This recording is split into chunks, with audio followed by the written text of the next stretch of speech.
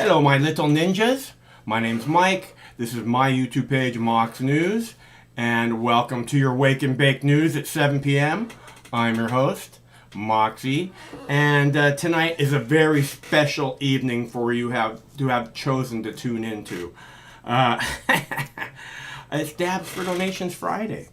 And actually, I'm about ready for a dab, and I already owe one to Jackie Cat, because I got a message from her earlier, and she said she will be back very soon, and she gave a very nice donation, which is really messed up. Not that she gave a donation, but the fact that she gave a donation 2 weeks ago, and that was the last one that I got until today when she gave me another one.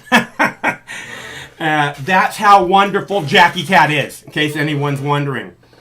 So the first one is for Jackie Cat. We'll get to that in a minute. I'm ready, but I need a minute to get to where we need to be.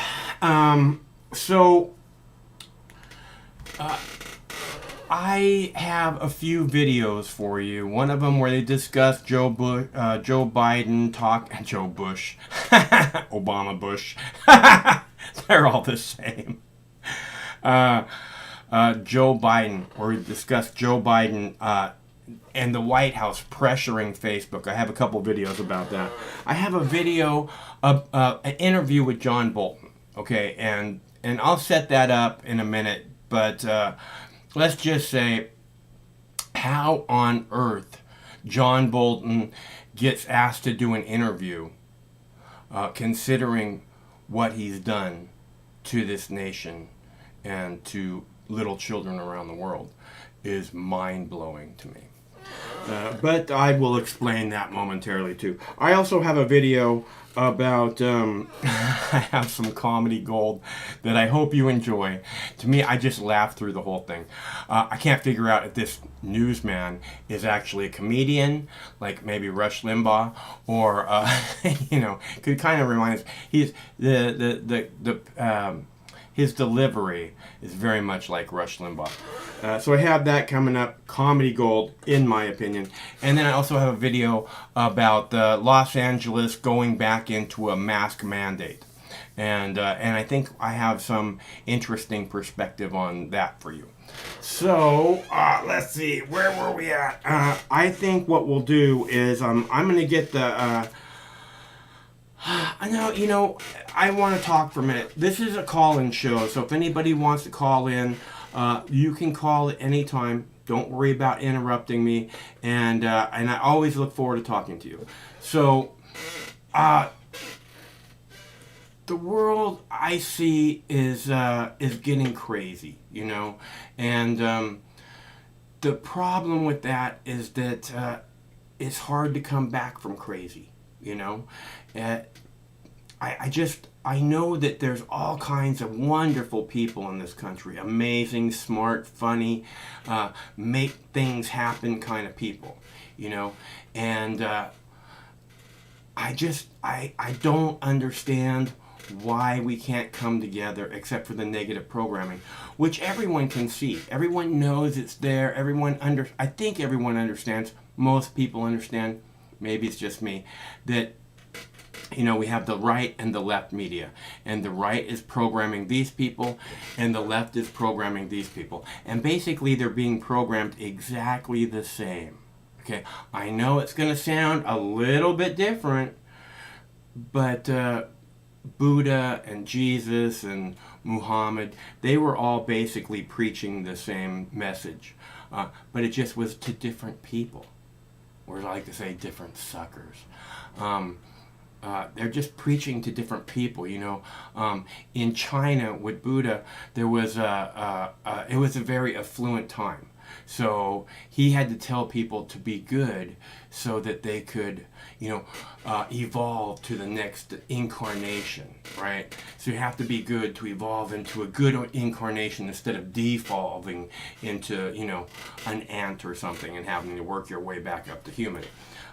And the reason, again, was because the people were, the culture, the community, China, India, China in particular, was a very prolific, is very wealthy country. Uh, and he couldn't promise people heaven because they already had good lives, you know. So instead, what he said was, if you are a good person, you will move up to this next stage and have an even better life than you're having now, right? Because if you already have heaven on earth, more or less, because you have lots and lots and lots of things that you need and desire already, then what need do you have for heaven, right?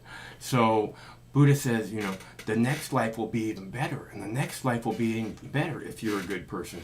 Now, Jesus was talking to very poor, very desperate people, right? And you tell people, oh yeah, you'll be reincarnated a little bit better in your next life if you're just a good person.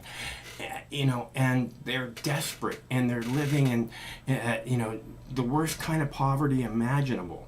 And the last thing they want is to have to come back to this place, you know. So Jesus can't say, oh, you'll be reincarnated better. Jesus says, you'll be lifted up and go to a place of amazing wonder where you can live happily for the rest of your life. People are like, oh, I want that. You know, so basically, like I said, the left and the right are giving the same message, right? Be afraid, be afraid, be afraid, be afraid, basically. And they're just talking to different suckers. They're just delivering the message in you know, nuanced different ways. So instead of, and somehow people buy into it. They know it's lies. You know, on the other side, the left, which there's no left and no right, they're lying to you. On the left, when the people on the right look at the left, the news media, they go, this is bullshit, this is all bullshit, blah, blah, blah, blah. When the people on the left look at the right-wing news media, again, there's no left, there's no right. They're just preaching to the left and to the right because people want to identify that way. They're preaching the same message, just delivering it a little bit differently. So when people on the right or when people on the left are looking at the news media on the right, they go, oh, that's such bullshit. So they know the news is full of shit. They know that the news lied us into wars. They know that the news has been fake about elections many times in the past. They know the news has lied for generations about the medicinal qualities of cannabis. And like, oh, how dare you not trust the news or the politicians or the government? How dare you? You're a threat to us all. Facebook is murdering people. Okay, so we got, let's see, the plague, we got the terrorists, we got the murder hornets, and now Facebook is killing people too? Oh my God, what are we gonna do, people? I'm so scared right now. What is this fucking culture coming to? I can't imagine how your children deal with this shit. I mean, I used to get scared watching movies. You know, a Night Gallery, Twilight Zone, oh, freaked out, right? Not really, but kind of, right? And, you know, and now this shit, they all have internet. All your kids have internet.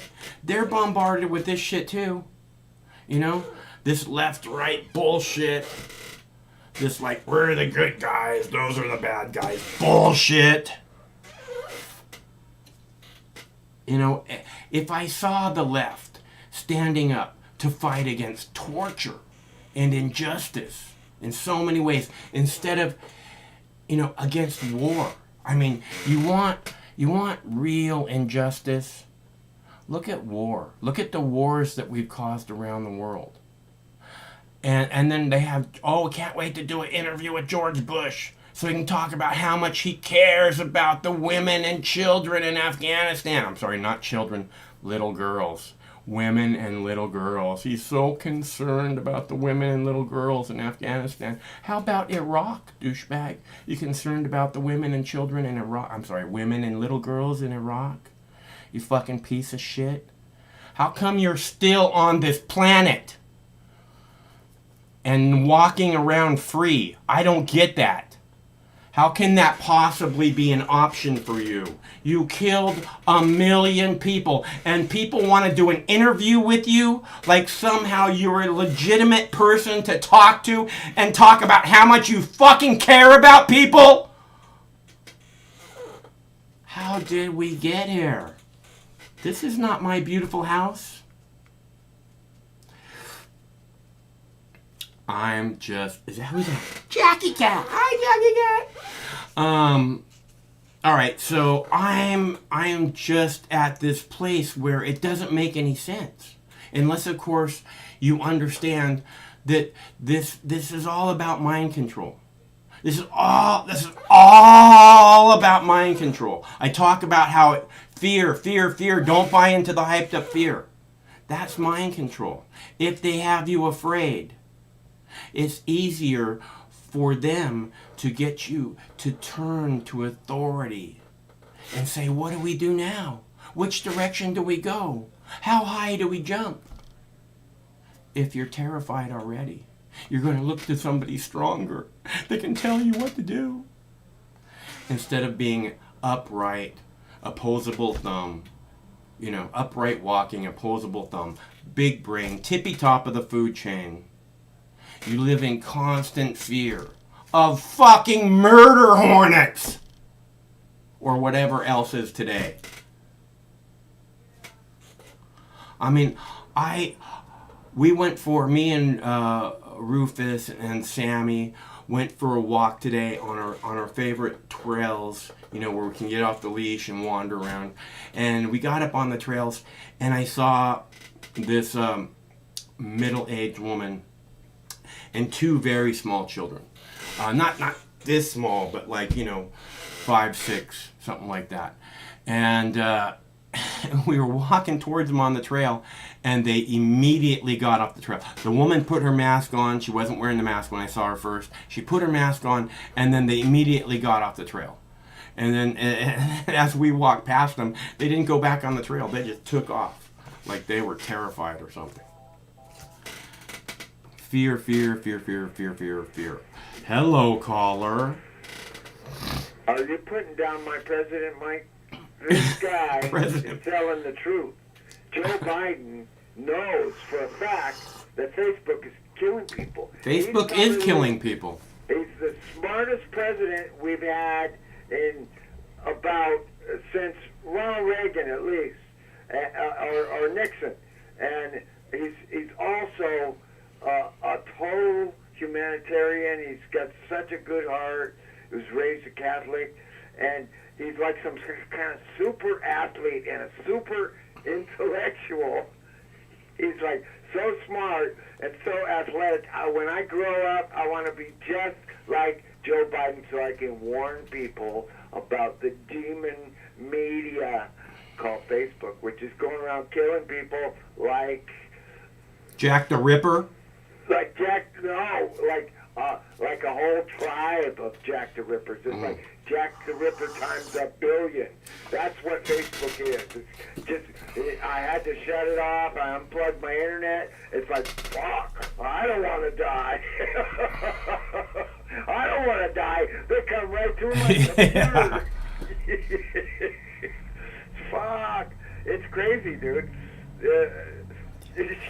It's so, we have this gift called the internet, and if we had something resembling free speech on the internet, we could eventually educate the entire population.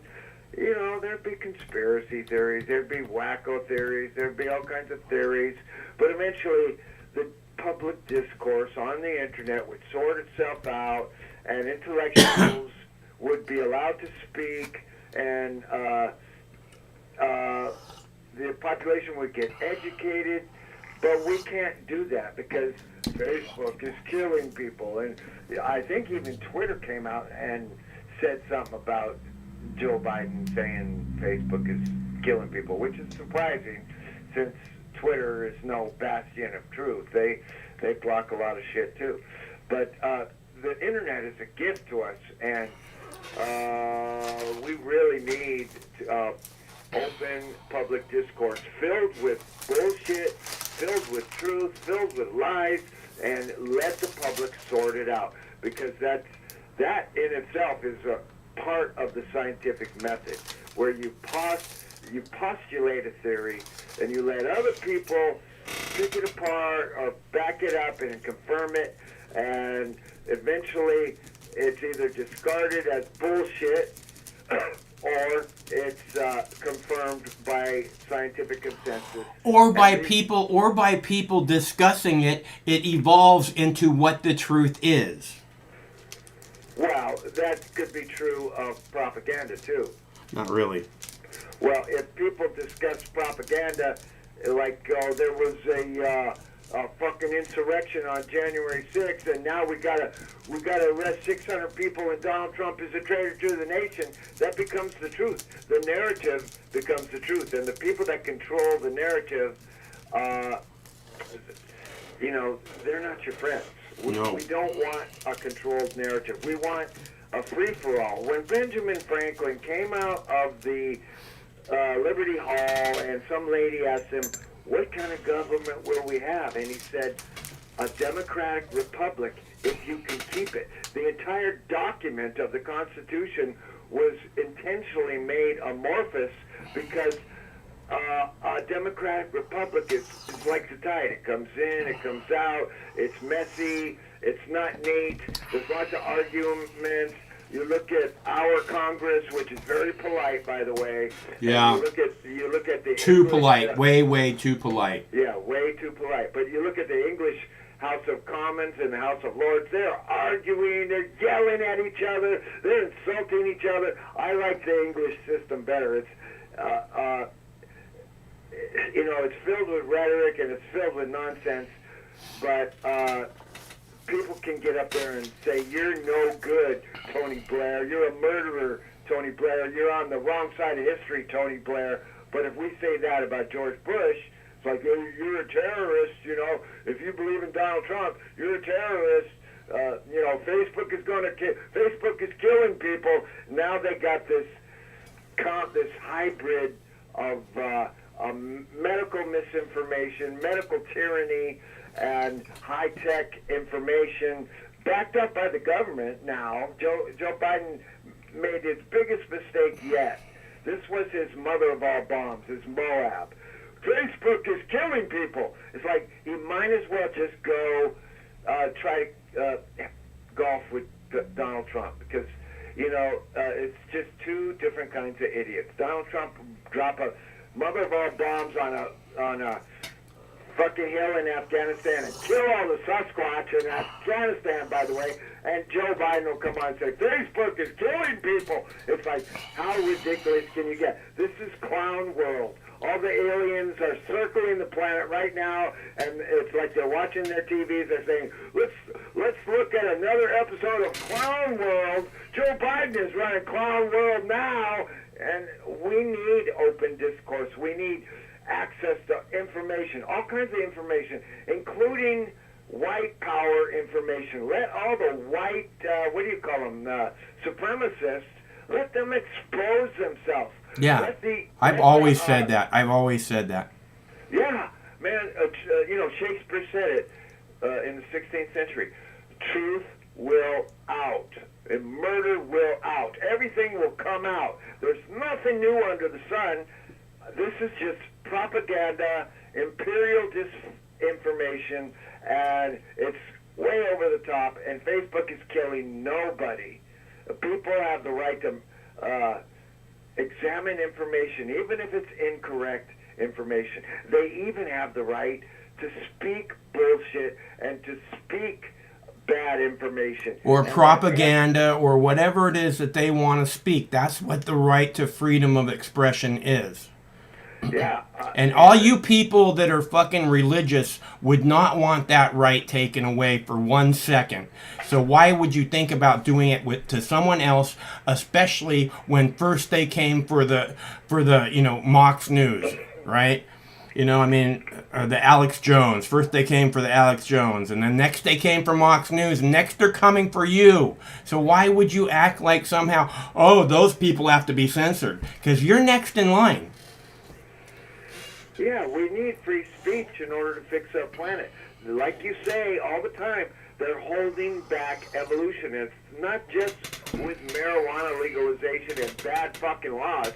The main weapon they use to hold back information or evolution is the clamping down on information and free speech. Yeah. If we can get that out of the way, and everybody, look what they've done to us. We're locked in our houses, wearing masks, injecting ourselves with God knows what kind of gobbledygook, and we're believing that the atmosphere is poisoned and we all have to stay away from each other and don't sneeze on me. Don't tase me, bro. Don't sneeze on me, man.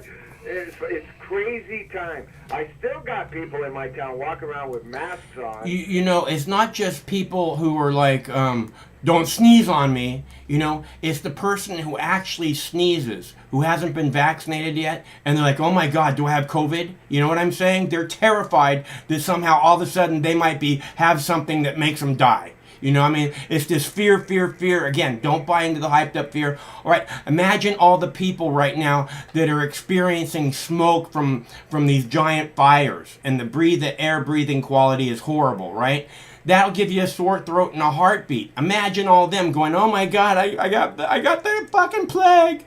Right? They're just terrified out of their minds, and the fucking piece of shit media just keeps pushing it as hard as they can.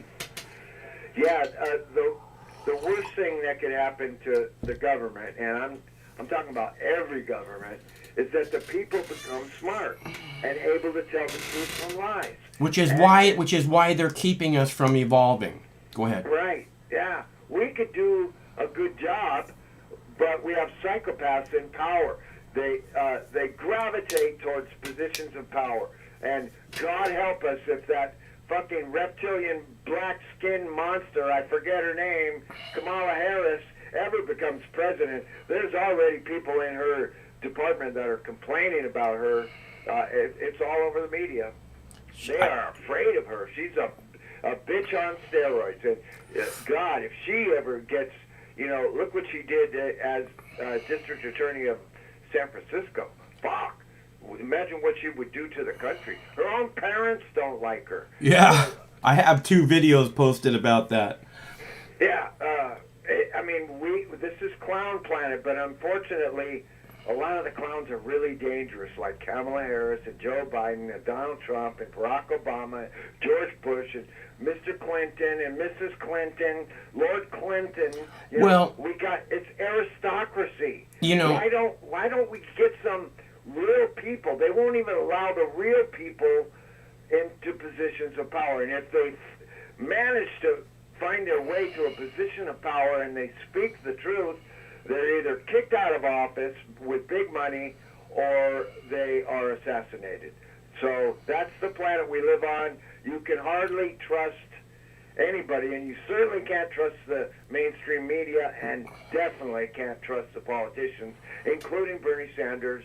Well, here's a rule of thumb that I go by, right? As far as Kamala Harris goes, after everything she says, she cackles. If you see someone doing that, they're fucking insane. Okay? That's what Hillary Clinton does. That's what Rachel Maddow does. Okay? They're fucked up in the head. I guarantee it. After every fucking completed thought. It's like, you ever been on the Pirates of the Caribbean in fucking Disneyland? They got these skeletons that go. That's what they fucking do. It's insane, man. Yeah, the Clinton cackle. They oughta.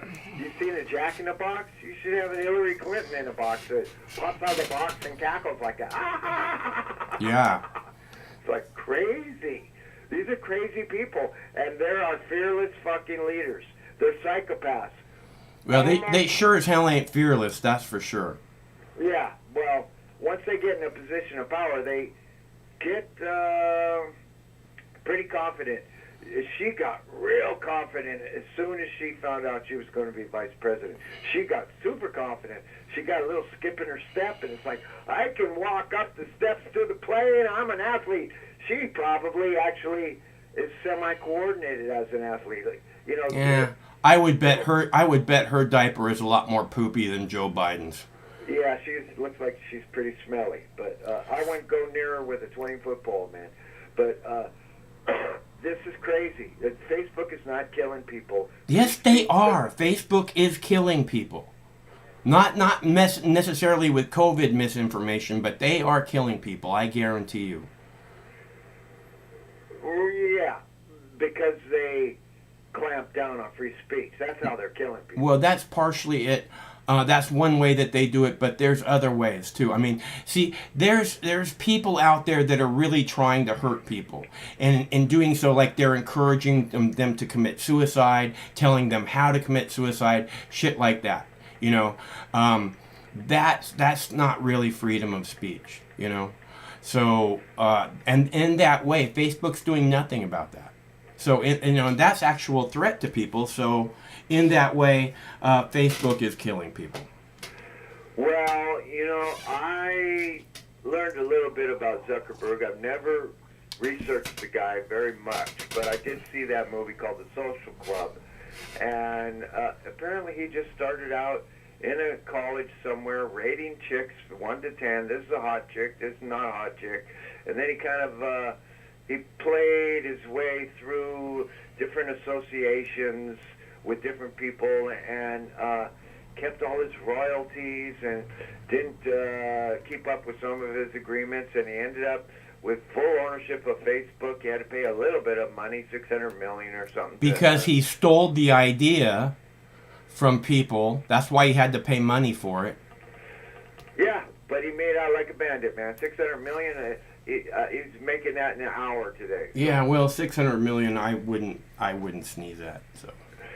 Yeah, me neither. I wouldn't sneeze at it, but we're living on an unjust planet, and nobody's coming to help us. We have to make our own justice, Wow. and we have to expose these people, all these criminals. And the only way we're going to do that is with a free and open internet. And it's going to be, if we ever get one, it's a mess right now, but if we ever get one, it's going to be an even worse mess because, half the problem is convincing the mind control people that there's a problem. They don't think there's a problem. Oh, Joe Well, Biden, they like I keep saying, they actually buy into these are the good guys and those are the bad guys shit, Yeah. So You the bad imagine- the bad guys are the problem, Imagine the heart attacks that will occur if everyone in the United States overnight understood, without a doubt, that the whole 9/11 event was planned and executed by forces within the United States government as a false flag attack. If my father was alive, he would have a heart attack if he knew that. Even my siblings today that don't know would freak out. And the tendency of the human psyche when it finds out how evil the world can be is to stick its head in the sand and hide. Yeah. It's a fight or flight. Right. I'm a fight Well- kind of guy. Well, it's a matter of this kind of information makes them very uncomfortable. So they're like, I don't want to deal with this, and like you said, they put their head in the sand. Because because a lot of them can't even deal with it. You start telling them about how the Twin Towers came down and this and that, and it's just like it becomes overwhelming, and they're like, and they can't deal with that, so they try to protect themselves from it. Yeah, they go into immediate cognitive dissonance because their entire narrative of reality is being challenged by an opposite Right. frequency. Yeah. Interferometry is basically feedback. And, when you get feedback on a guitar, it's because you're getting two opposing frequencies and they create a third frequency. That's interferometry. So that happens in the human brain too. Cognitive dissonance. You're getting one idea of reality, and new ideas come in which completely destroy your idea, and you go into mental feedback. It's like, it's like the mind is boggled by new information sometimes, especially if you're not used to it, if you don't know. So I agree with your technique and philosophy of, compassion for the people that don't know. I call them stupid a lot. That's my style, but I don't lack compassion for them. I'm just trying to wake them up. They're just that's not going to work, dude. Nobody wants to be called stupid and then listen to what you're saying. Yeah, well, that's why you're on YouTube, and I'm digging holes in my backyard for my enemies to rest. Your enemy, the possum? What? No, I didn't get. I don't know what it is, man. But I figured out why they walk on the wall, dude. You say push them off the wall, and then they're back up on the wall again. There's dangerous shit on the ground. They don't move all that fast, so they stay up on the wall because it's much harder to get them then. Well, you got to think like a possum. It's also a superhighway. It's like a highway for a possum or a raccoon. Oh, let's take Highway Wall 1. That's their roads. And then they come down into the neighborhood, and their neighborhood is like your backyard. But when they're on the wall, they're on the highway, and they can go to your neighbor's house, they can go to your house, and we're on the Part of the highway. reason they're up there is because it's safe. Yeah, I mean, it's nothing to them. You don't have any bobcats in your neighborhood, right? No, we have coyotes, and we have seen bobcats around, not necessarily right in this neighborhood, but very close. I like bobcats. They are a noble beast, man. They are smart. They are sneaky. They are athletic. They can climb a fucking tree in a heartbeat. They'll be 50 foot up the tree before you can even fucking say boo. And, they can get squirrels. They're just marvelous hunters. I got nothing against coyotes, too. I kind of like coyotes. Yeah. As long as they're not picking on people's poodles and stuff. I saw one walking down the middle of the street a couple nights ago. And and I don't know as far as their poodles, but there are missing cat signs everywhere. Oh, yeah. Yeah, well, cats got an advantage. They can climb trees. The coyote can't climb a tree, but, yeah, I don't know. I mean, And there's a ton of rabbits, so I'm sure they're not going hungry. Oh, you got a bunch of rabbits where you're They're fucking everywhere, dude. Wow. Yeah, fuck, man. I'd get me a little 22 rifle. I got a 22 rifle right here. You want to borrow it? And fucking, we're gonna make some rabbit stew, Mike. And boom. I don't rabbits. I don't shoot guns anymore.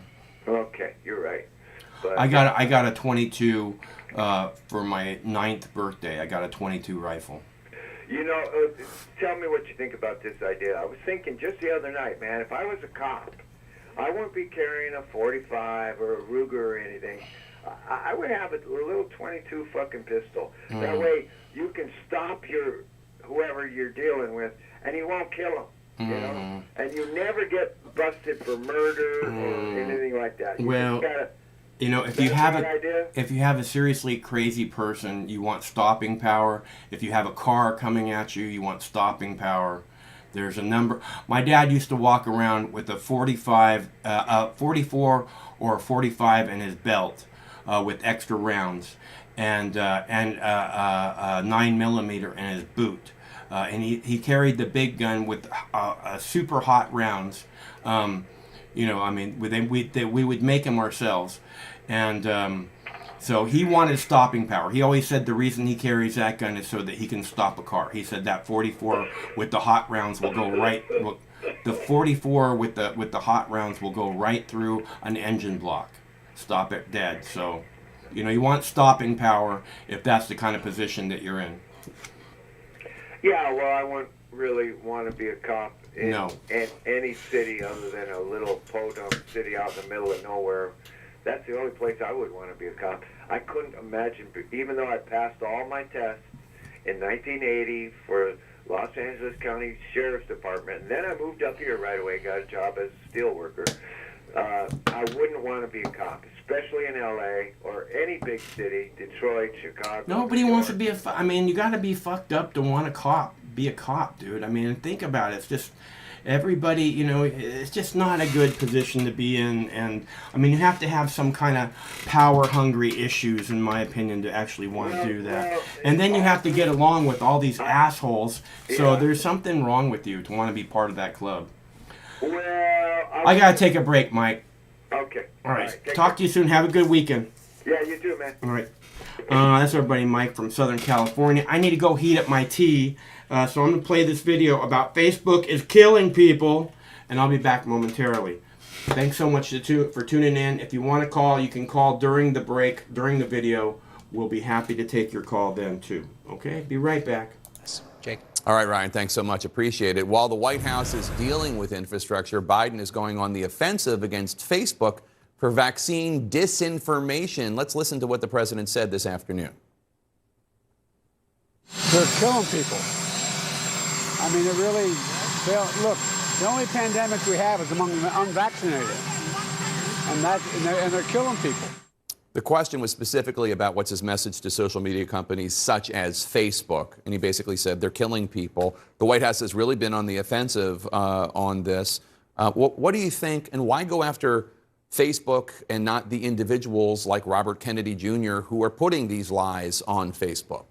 The White House has made it very clear this week that not these social media companies, Facebook, Twitter, other information providers, really have a major role to play in controlling and stopping this misinformation that's going out there, which is why I think you've been so aggressive. They know that obviously Facebook itself is not the original purveyor of that information, but they are pushing the tech companies saying you have a responsibility here to make sure that this disinformation doesn't spread, because we've seen we're at the point now in terms of vaccine availability that if you want the vaccine, if you know about its benefits, you've probably gotten it by now. So they're really reaching out to people who are, hesitant for whatever reason. And a lot of that comes from this fundamental misunderstanding of the benefits of information about the vaccine. And that's the phase where they're really trying to combat right now. But we should note that Facebook knows this is a problem. This is a known issue. The infrastructure for vaccine misinformation was very much there in the Facebook, in particular, space. Robert Kennedy Jr., you mentioned him, but there are anti-vax influencers that are out there that have used that platform to spread misinformation. So the fact that it's coming out now, I'm actually a little surprised, because this was a huge issue when the measles was going around and that information was getting out. Facebook knows this is happening, and these people are still slipping through the cracks. The White House cited a report that came out in May. The report identifies what they call the disinformation dozen, 12 people, including Robert Kennedy Jr., but then a bunch of other people that you might not know their names, who are sources of lies about the vaccine, providing these 12 people more than 60% of the lies on Facebook. And so, I don't have an issue with Facebook dealing with it, but, I guess a couple things. First of all, is there not a problem here with the White House telling private companies what content to allow and what content not to allow? We see the opposite of this from conservatives who get mad when Nazis are taken off of Twitter or Facebook. Actually, Press Secretary Jen Psaki was asked variations of that question several times in her briefing earlier today. And instead, her response to those questions were actually pretty aggressive. She was like, at the end of the day, these platforms are still contributing misinformation, and we all care about people being healthy, making sure people don't die because they're unvaccinated. So that's, I'm sure they understand some of the concerns that some of the conservatives have been raising. But for them, the message that they're sending at the end of the day is that, look, what matters here is that people are not getting the right information, and that is having a fatal impact on the rest of the country. So House Republican leader Kevin McCarthy tweeted yesterday following the Surgeon General urging social media companies to get control of this misinformation that they say is killing people. McCarthy wrote, the Biden administration just announced they're working with Facebook to censor more Americans. Big tech and big government want the same thing, to control you. As a reminder, America is a land of freedom. What do you think? Sounds like a fundraising request to me. Yeah. I mean, honestly, this the entire Republican Party has just kind of adopted this. This is part of the whole culture war package that has been part of their messaging structure this cycle, and it seems to be resonating, right? I mean, they have no incentive to stop it because it is resonating with their base. It's cash is flowing in, and I guess public health be damned. Well, if facts and decency aren't important to you, then there is no incentive. I mean, facts and decency mean a lot to a lot of us, but for McCarthy, I guess not. At the same briefing, somebody from Fox, which also has a lot of people on who say things about the vaccine that are not true, asked a question premised on a lie, which was that the White House was going through people's Facebook pages and private information to come up with this list. It's not true. But once again, we see another example of just lies making their way into the airwaves. But again, that Fox correspondent has every right to lie or be mistaken about this. Right, and that question was part of the broader question that broader points that we discussed a couple of minutes ago about concerns about quote government control of kind of these platforms and information platforms. But again, at the end of the day, the White House is really focused on making sure that having this misinformation out there is what matters. They see how powerful Fox News and other news media and other information platforms, and how damaging they can be when it comes to the basic issue of public health and the efficacy of vaccines. And that's why you're seeing this escalated push. I'd be really interested in seeing what more they do in the coming days and weeks to go on the offensive against Facebook to battle this misinformation. Yeah, I mean, it's a tension we see a lot in America, which is security versus freedom, and they're not always together. Sung-Lin Kim, Jackie Kucinich, thanks so much for joining us. The Taliban.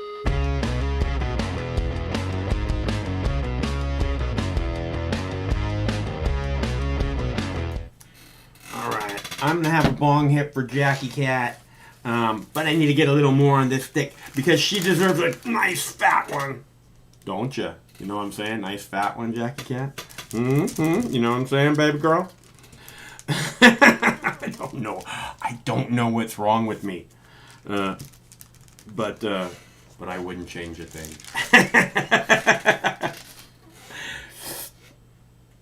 Let's see. That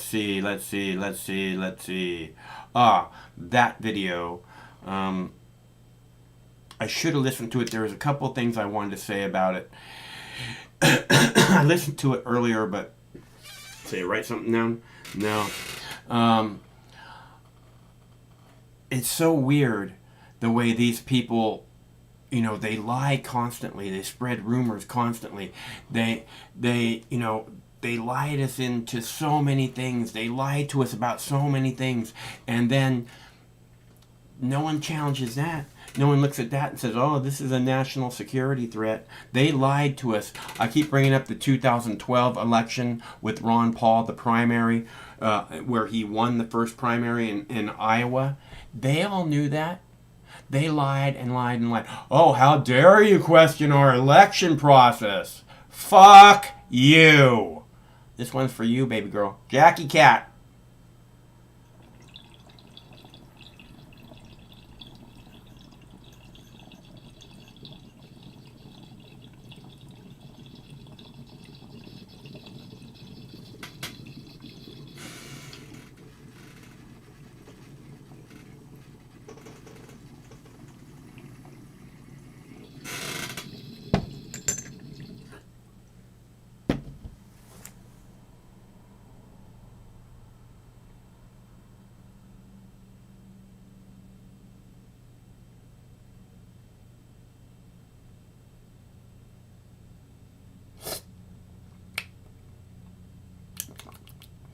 Thanks so much for your donation, Jackie Cat.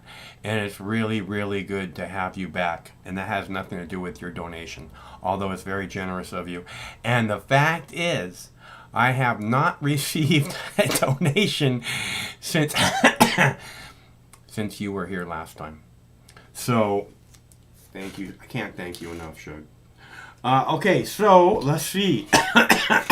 And if you'd like to give a donation on Dabs for Donations Friday, it's easy to do. There are clickable links in the text body of this video, or you can go to moxnews.com, and I will put clickable links in the chat body of this video now, so that anyone who actually wants to give a little something back and say, thanks, Moxie. I mean, we don't get any advertising, we don't get any,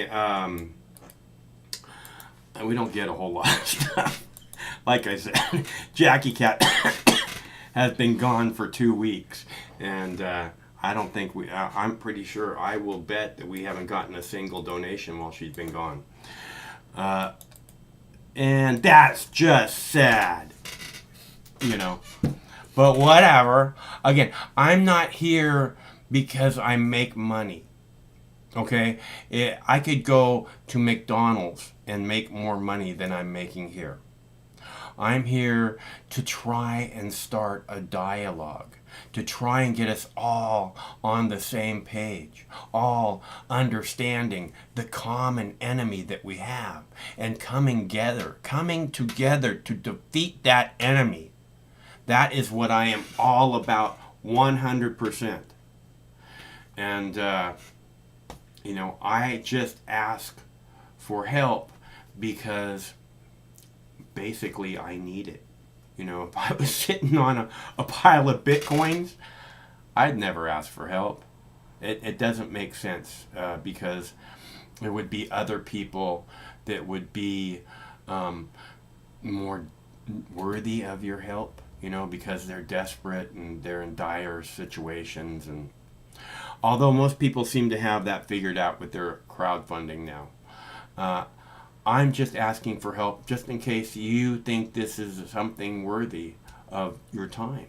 Because, you know, I do this because, again, I want to share this time with you. So if you think this is worthy of your time and you like sharing this time with me, I am now asking if you can give just a little something back. That would be so nice of you. And it is Dabs for Donation Friday, so I will be most happy to take a dab in your honor. You know it's true. Let's see, where were we? I have so many videos. No, I don't have that many tonight. I put together, I think, 6 or 7 of them because I just wanted to have, you know, come out here and spend some time with you before the weekend, you know, so that we can all chat for a minute. And if you have any movie recommendations, if you have HBO at home, the people who have HBO at home, in case you don't know, I know this is going to be stupid, but if you have HBO, then you probably also have HBO Max, and which is some kind of a spin-off app from HBO. And if you have HBO Max, then tonight they have the new Space Jam movie with Bugs Bunny and Roadrunner and LeBron James. I think it's LeBron James. And that's probably what I'm going to be watching tonight. I know it's going to be horrible. I know it is. Which is good that I think that, because then I won't have my hopes up too high, and maybe there'll be a minute or two, a moment or two, a moment being the smallest fraction of time, a moment or two in which I might actually think that was funny. I hope. But I love Bugs Bunny. They kicked Pepe Le Pew out of the movie because apparently he's too misogynistic. Which again, Pepe Le Pew was one of my heroes, one of the people that I identified with very well when I was really, really young. You know, like 2, 3, 4, 5 years old, right?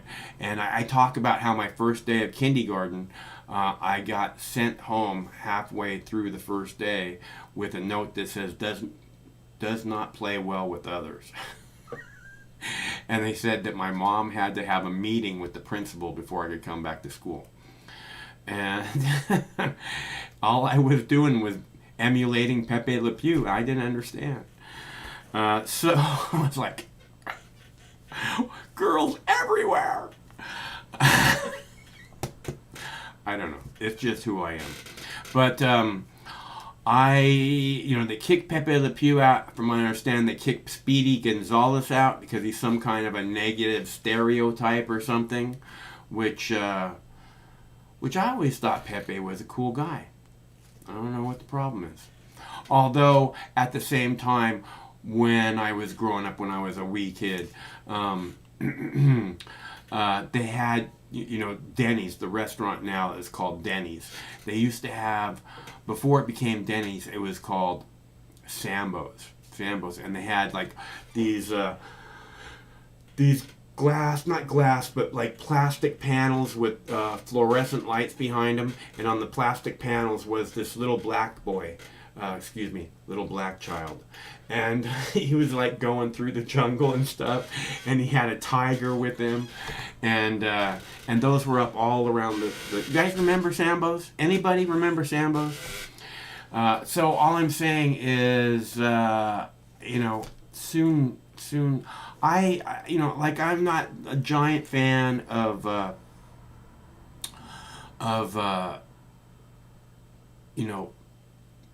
Speedy Gonzalez. I'm not a giant fan of Speedy Gonzalez. I thought he was cool, but it's not like he was Bugs Bunny. Bugs Bunny was like a hero to me. Bugs Bunny, he was just trying to enjoy his day. Whatever it was, he's out there just enjoying the day, enjoying the moment, and always somebody had to stick their nose into his business, right? And he never backed down from them. So he was like a big inspiration to me when I was a wee boy, and I never really realized what a hero he was to me as a kid. I mean, I knew that I loved him, but I actually made a monologue video that I posted on YouTube about how Bugs Bunny is my hero, or one of my heroes, one of my childhood heroes, and I think that has the if you type in childhood hero in the Mox News YouTube page, I'm sure it'll come up. Or Bugs Bunny, either one probably. Let's see, so, and Bugs Bunny, I don't want to say was very misogynistic, but the second, some hot bunny was walking by, he was all, cat calls and like, hey, I want to get up on that, baby. So I don't know how Speedy Gonzalez was, how Pepe Le Pew was all that much different, But either way, those, obviously you can tell those entities were a big influence in my life. And so I'm watching the Space Jam movie. I know it's going to be horrible, but maybe just for 1 second. Oh, and I watched a new series a few years back called Looney Tunes Show, and it was all about how Daffy Duck and Bugs Bunny were roommates in this how do you call it, suburbia, housing tract, in suburbia, and like Elmer Fudd lived next door. Oh no, Yosemite Sam lived next door, and Porky Pig was one of their friends. It was just kind of like an ongoing soap opera, but not serious. And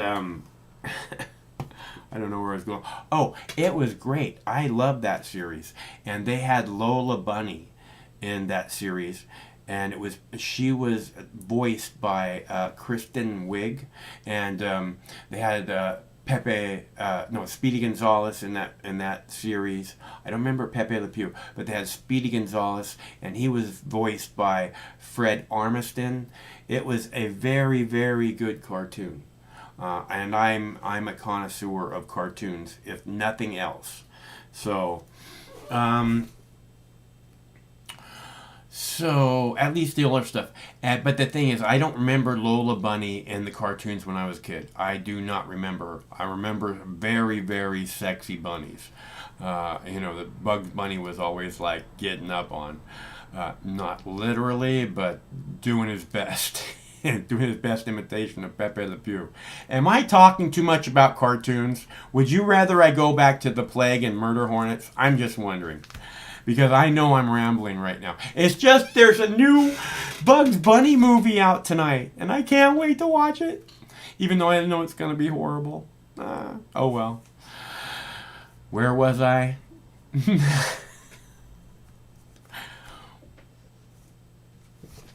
Hey, what's up, baby girl?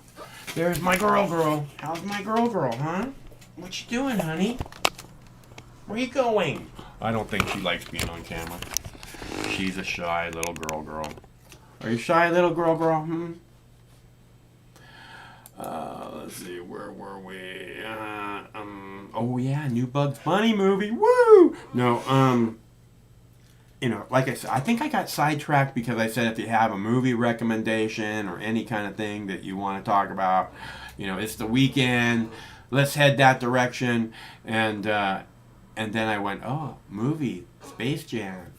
I think that's what happened. I don't know. Do you guys know what happened? Right, I took a bong hit. That's it. Jackie Cat. And again, it is Dabs for Donations Friday, so if you would like me to take a dab or a bong hit in your honor, I would be most happy to do so, simply by dropping me a little something, and I will take a big fat puff in your honor just to say thank you very much. And I will appreciate it beyond what you will understand.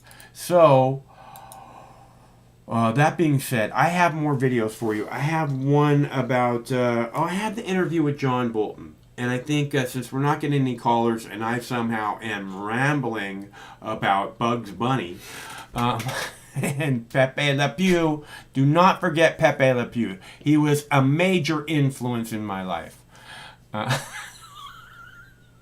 Major, I tell you. And I'm not kidding. You wonder, how did you get this way? How did you get here? That's partially how. Okay, so I have an interview with John Bolton. And John Bolton, back in, shortly before 9/11, John Bolton helped draft a document called Project for a New American Century. I think it was 1999 or 2000 when the draft was written. The final draft was written, and then a bunch of people signed, you know, the Project for a New American Century document, and I believe the first person who signed was John Bolton, and in case you're wondering, you know, in that document, it said something about America becoming, you know, an empire around the world. I'm paraphrasing, and they said that the only thing that's holding us back from doing that is a new Pearl Harbor. And if you don't believe me, the Project for a New American Century, or PNAC, or PNAC, the Project for a New American Century, is a legitimate document. Came out in 1999 or 2000. John Bolton was one of the original draftees and one of the first people to sign that document. It called for a new Pearl Harbor in 2000. And then lo and behold, in 2001, John Bolton got his wish and got a new Pearl Harbor. And you know what happens? These fucking cunts in the media say, hey, John, you worked with Donald Trump. And again, this is why I don't like Donald Trump. Why I think Donald Trump's a piece of shit.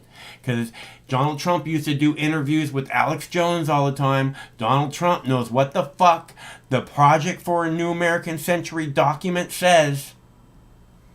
And he put John Bolton as his head of staff, like the first thing he did. One of the most, you know, one of the first people he tapped with John Bolton. I can't remember what the position was. Okay, and again, he's the drafter of the Project for a New American Century in 1999, 2000. Anybody know when it was?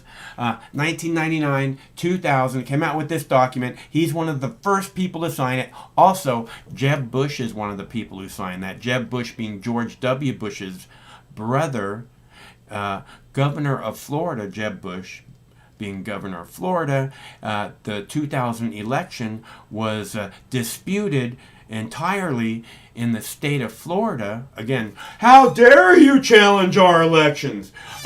Disputed in the state where George W. Bush, his brother, just happened to be governor of that state. Coincidence? John Bolton, again, made ambassador to the UN. This, up front, the first foot forward to the world. John Bolton, this guy who made this document called Project for a New American Century, in which they called for a new Pearl Harbor a year before the events of September 11th. And CNN pulls them on for an interview because they want to talk about how dangerous Trump is, right?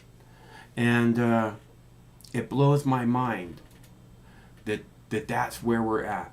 These people who are the journalists, who are the history keepers, right? They're bringing on this person who created the document for the Project for a New American Century, calling for a new Pearl Harbor, and then 1 year later, September 11th happened, in which the Twin Towers came down, and we got to get John Bolton on our show right now.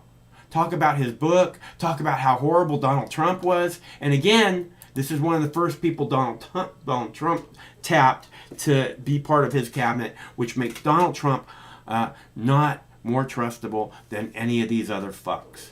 So you know where I'm coming from when it comes to Trump. Ready? Here we go. We're getting new insight tonight into the very serious fears that the Joint Chiefs Chairman, General Mark Milley, had about very drastic moves former President Trump might make in his final days in office in order to hold on to power despite his election loss. Let's discuss with the former National Security Advisor to then President Trump, John Bolton. He's the author of the book, The Room Where It Happened, a White House memoir. Ambassador Bolton, thanks very much for joining us. As you know, the New Yorker magazine is now reporting that General Milley, he actually worried that the outgoing President Trump, would launch airstrikes in Iran to start a crisis that could keep him in office. And he said, and I'm quoting now from the article, if you do this, you're going to have an effing war. For the top general to be that concerned about the commander-in-chief. What do you think? How astounding is this?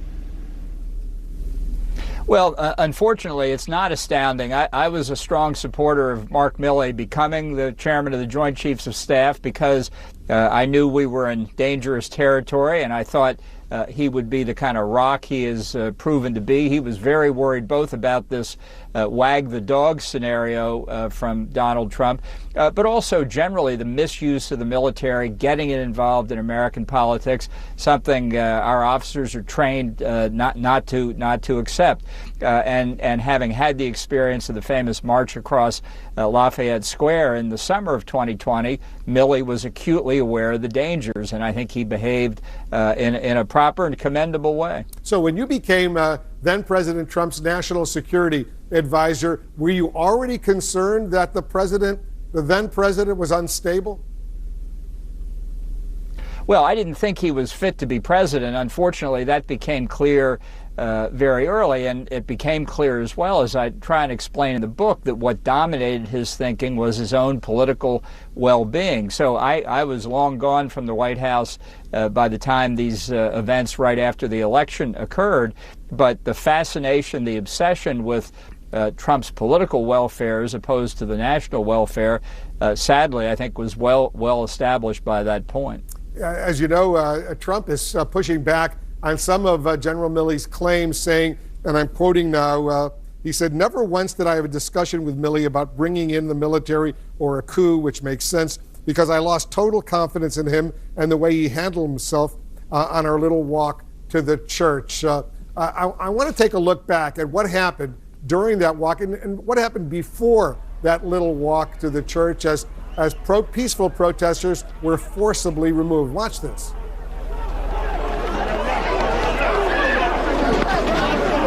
So you could see them being forcibly removed. They were peaceful at the time. What did you think?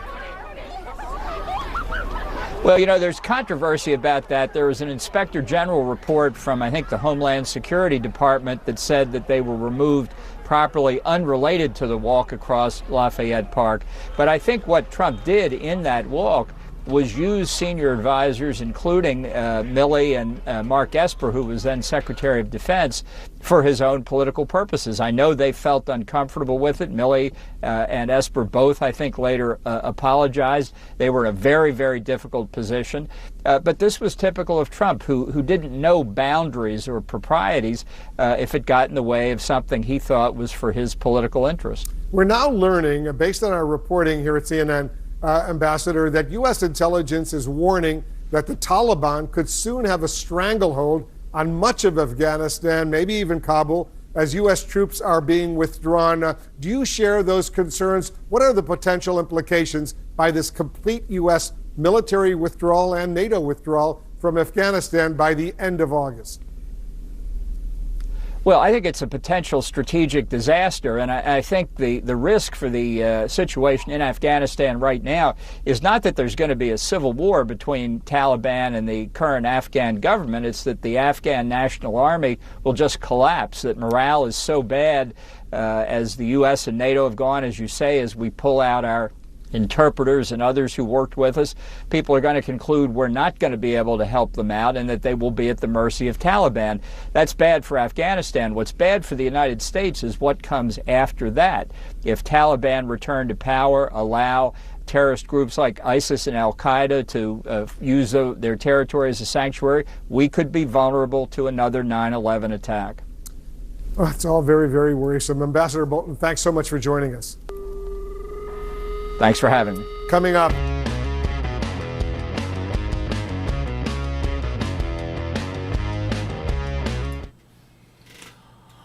Let's see. Okay. Let's see. So again, I don't know how John Bolton has the slightest bit of legitimacy. I don't know.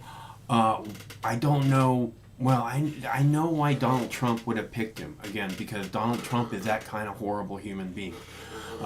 Probably very much like John Bolton. That being said, I can't believe that CNN and any other news source where they're supposed to be the history keepers, they're supposed to be the people who inform us, how they could bring up this fucking slime ball who, okay, so it says here, the Project for a New American Century was a think tank. The directors of the think tank were Robert Kagan, Dion Graffney, Bruce Jackson, and John Bolton. Okay, so, and John Bolton, again, drafted this document, Project for a New American Century. If you don't believe me, simply type it in, Project for a New American Century, and look it up. Because in that document, the people who wrote it called for a new Pearl Harbor event. And then it was written in let's see, when was the document written? I will find it. Let's see, hold on. But it was written, and let's see, here it should say. Let's see. Oh, you motherfuckers. They're talking about it being a think tank. Let's see. I'll figure it out. All right. So anyways, 2000. There it is. 2000. Let's see. Yeah. Report release rebuilding American defenses. All we need. That's it. The whole thing was about rebuilding Americans' defenses and us becoming the strongest superpower in the world. And all we need in order to make that happen is a new Pearl Harbor event. New Pearl Harbor type event.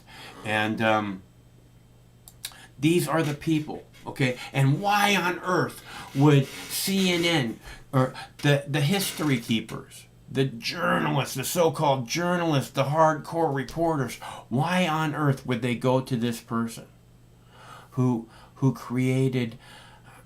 killed so many people, who's responsible for so many children's deaths, who helped lie us all into war, and threatened the whole world while he was doing it. Who on earth would turn to this fucking slime ball and say, hey, we want your input on this, right? And you think about it, and it's because the media is just as responsible for all the history since 2001, just as responsible as John Bolton, because their job is to document what actually happened. Their job is to make sure we know what actually happened. Their job is to look into things like fraud, election fraud, and other things that just don't seem right. That's their job. Not to put other people down who want someone to be looking into investigating this election because shit don't seem right? That's not their job, to put those people down. Their job is to go out and actually investigate it. Instead of saying, oh, how can you challenge our elections? Well, our elections have been shit for decades. Everybody knows it if you're paying attention. But I don't want to get sidetracked on elections when we actually have, these fucking mainstream media news entities, organizations. They helped John Bolton march us right into war. First in Afghanistan and then in Iraq. In Iraq, killing 1 million innocent people based entirely on lies. Lies created partially by John Bolton. And CNN wants to go to him for an authority and talk about how dangerous Donald Trump is. Holy fuck. What's up, G? Hey, Mike. How are you doing tonight?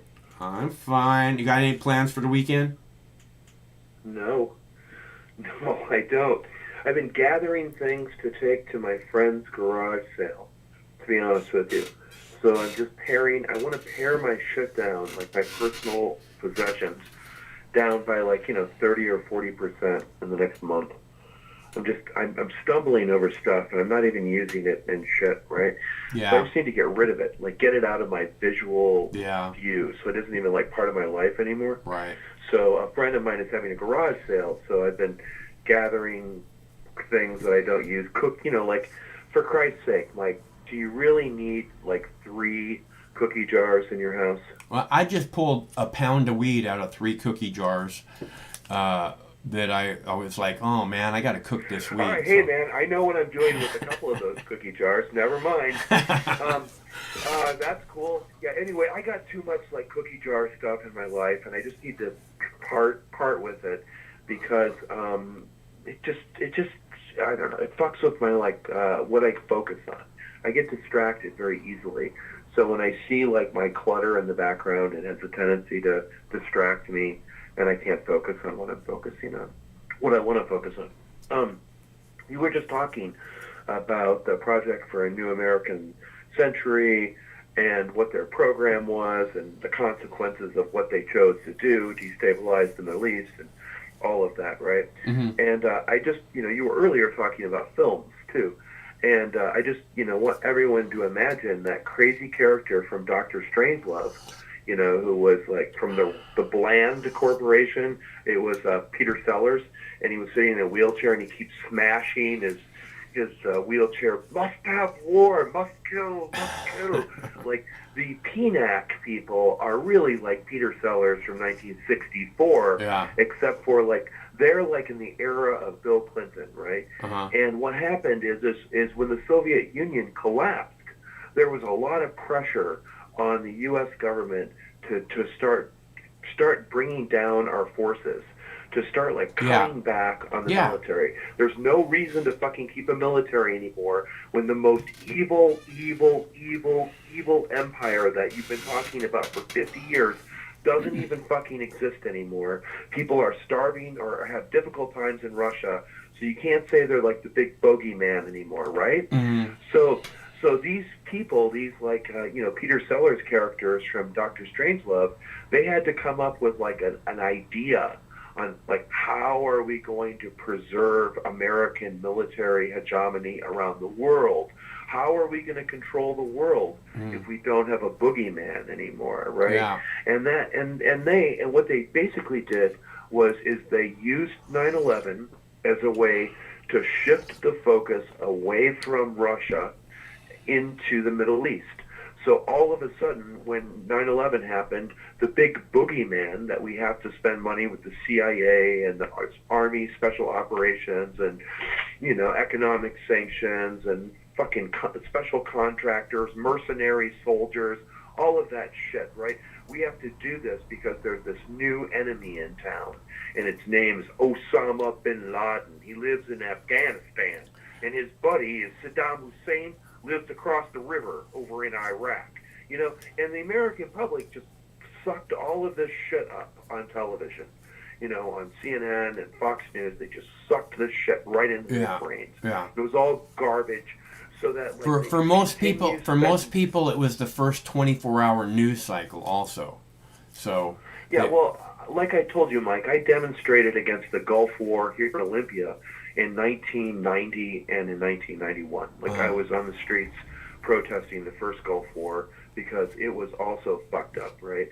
For the same reasons. They were stealing the oil, they were fucking up a powerful government in the Middle East, and same concepts. And anyway, all I can say is that these neocons in 1999, who had several years earlier signed an agreement with each other, a project for a new American century, their goal is just really simple. It's really simple. It's like Superman, it's like fucking comic books from the 1940s. And I like Warner Brothers, and I want to talk about that in a second. But it's like Superman comic books from 1940 or something like that, right? Like America, Superman, we conquer the world, we're in charge, don't fucking speak up too much, you know what's good for you, Uncle Sam is good, fuck you, that kind of attitude, Mike. And that is kind of what these people were all about. And of course, that was their message when Bill Clinton was president, to counter arguments for not spending money on the military. Their argument was, well, there could be threats, and we got to watch our backs and watch our asses. These Russians and Chinese and fucking Middle Easterners, they're out to get us. I swear, they're out to get us. We got to spend money. This whole mantra. And then 9/11 happened, right? On their fucking watch. Yeah. Right? And all of a sudden, we go into a police state. We start a major war in the Middle East.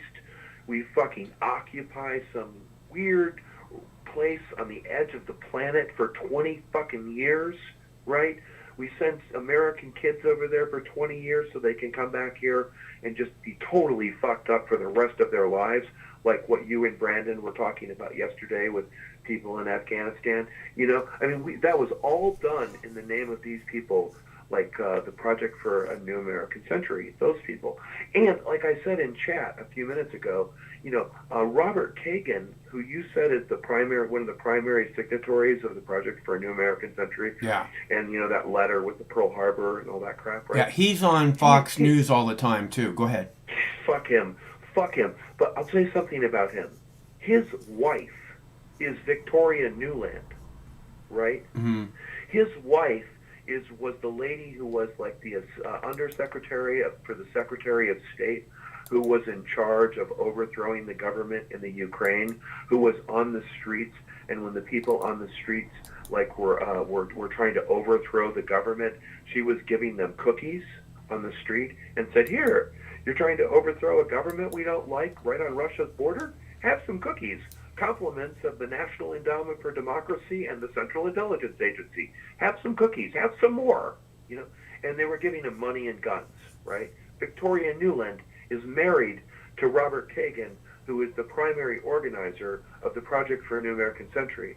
So it's like bipartisan. I guess that's what I'm saying, right? Mm-hmm. This neoconservative warmongering bullshit. This is what I keep saying is there's not a left and right. They're the same fucking thing. Go ahead. Yeah, and and those people come from people like Robert Kagan and Victoria Nuland.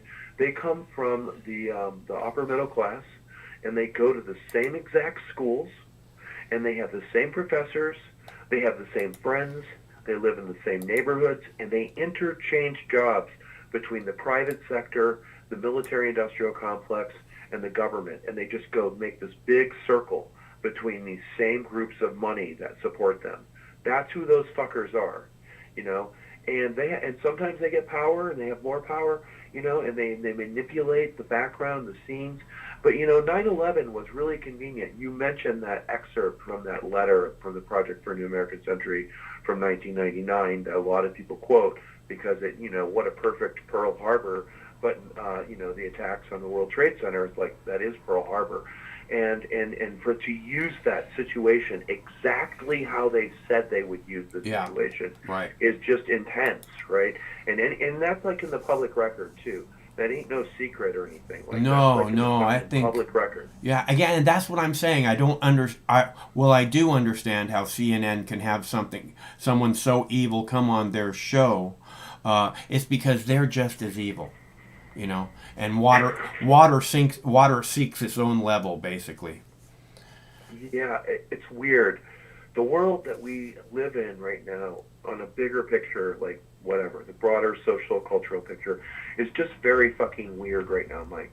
I'll give you an example. Like one person that I follow, he's a professor at New York University, and he teaches media studies, and he's been teaching a program on propaganda for 20 years. And his name is Mark Crispin Miller. Yeah, I think that sounds pretty familiar. Yeah, he's opposed to COVID lockdowns, and he's a lot of questions about COVID. And he's also a media critic. But he wrote something today that just blew my mind. Okay, so he teaches propaganda at a prominent school in New York City, right? He's an interesting character. He's been doing it for a long time. This is what he wrote today. He goes, World Economic Forum, European Union, and the Pope, plus other principalities and powers, have just informed us that the New World Order has begun. And then he says, this is posted on July 12th, he goes, whatever qualms you might have about Alex Jones, and I've had many, Alex Jones is doing solid work on the most urgent issues of our day. So it would be folly to dismiss it out of hand just because it comes from his mouth, much as it was with Donald Trump on those rare occasions when Trump spoke the truth. So if you find Alex Jones off-putting for whatever reason, I urge you to put that aside and watch yesterday's InfoWars, which began with news that we all need to know, deeply troubling news that should have been reported far and wide by all the media, because it's going to affect us all, and it comes straight from the horse's mouth. On Friday, the World Economic Forum, the European Union, and the Pope, among other globalist entities, announced outright that the New World Order has begun. They used those words and made it clear that they are now in charge, that vaccination will be mandatory everywhere, that we no longer have the rights that once obstructed them, and so on. So this means war, a war on all of us. So we had better face it, which means we have to think more practically and realistically than ever now that the writing is on the wall. Now, those words are from Mark Crispin Miller, who's a professor at New York University, who teaches propaganda studies and is one of the foremost media critics in the United States. The reason why I find that interesting, Mike, is that then he gives you a link to Alex Jones' website, where Alex Jones puts all of these clips together of people like Klaus Schwab from the World Economic Forum, representatives of the Pope, representatives of the United Nations, representatives of the European Union, and all of these different organizations are basically saying that, everyone in the world needs to get vaccinated, now. And what I find weird about that is, the world is so weird, Mike, and fucked up that, academia, right, has, completely merged with, the populist media, like Alex fucking Jones. Well, I've always thought that... no more credibility. No. I've always thought that Alex does solid work. He's had a couple of spells where he goes a little cuckoo. But he's made some great documentaries, and I've, like I said, he's always on the fringe picking stuff out. So, at the same time, I get where you're coming from, because he does seem to be like kind of almost the controlled opposition. You know what I'm saying? Yeah, So, like everything, like Alex Jones can make something so crazy, right, that people who have legitimate questions about anything, right, Yeah. get dismissed by the craziness of the accusations. Right. And this guy that I'm talking about, this professor, Dr. Miller, he knows that better than anyone else in the world. And he's still telling his followers to check out Alex Jones' piece because he does provide information, which is telling me that, that real information is being pushed all the way to the very edges of, what is acceptable.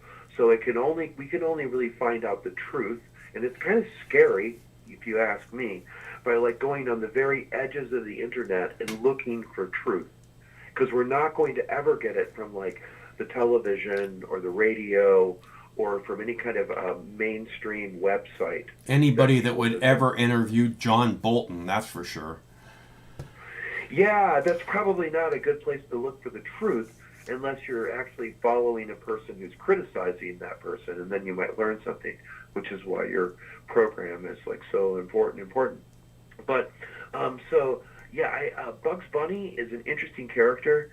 I remember, Mike, I when I was a kid, and that would be when I was 4 or 5, which is 1971 or 1972, until 1978. So I was probably 11 or 12.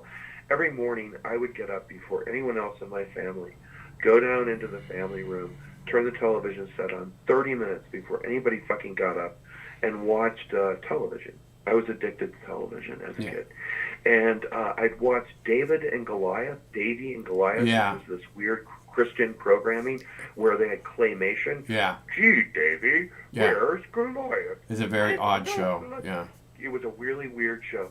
So I'd watch that. And then from 7 until about 8:15, I could watch Warner Brothers cartoons on Channel 9 in Chicago, which was a cable station that I got as a kid where I lived in Illinois. So I'd watch Ray Rayner, and he was everyone has these characters people from Seattle. There's a clown that did the morning show in Seattle and Tacoma that's really famous. I'm sure Craig knows who it is. J.P. Patches?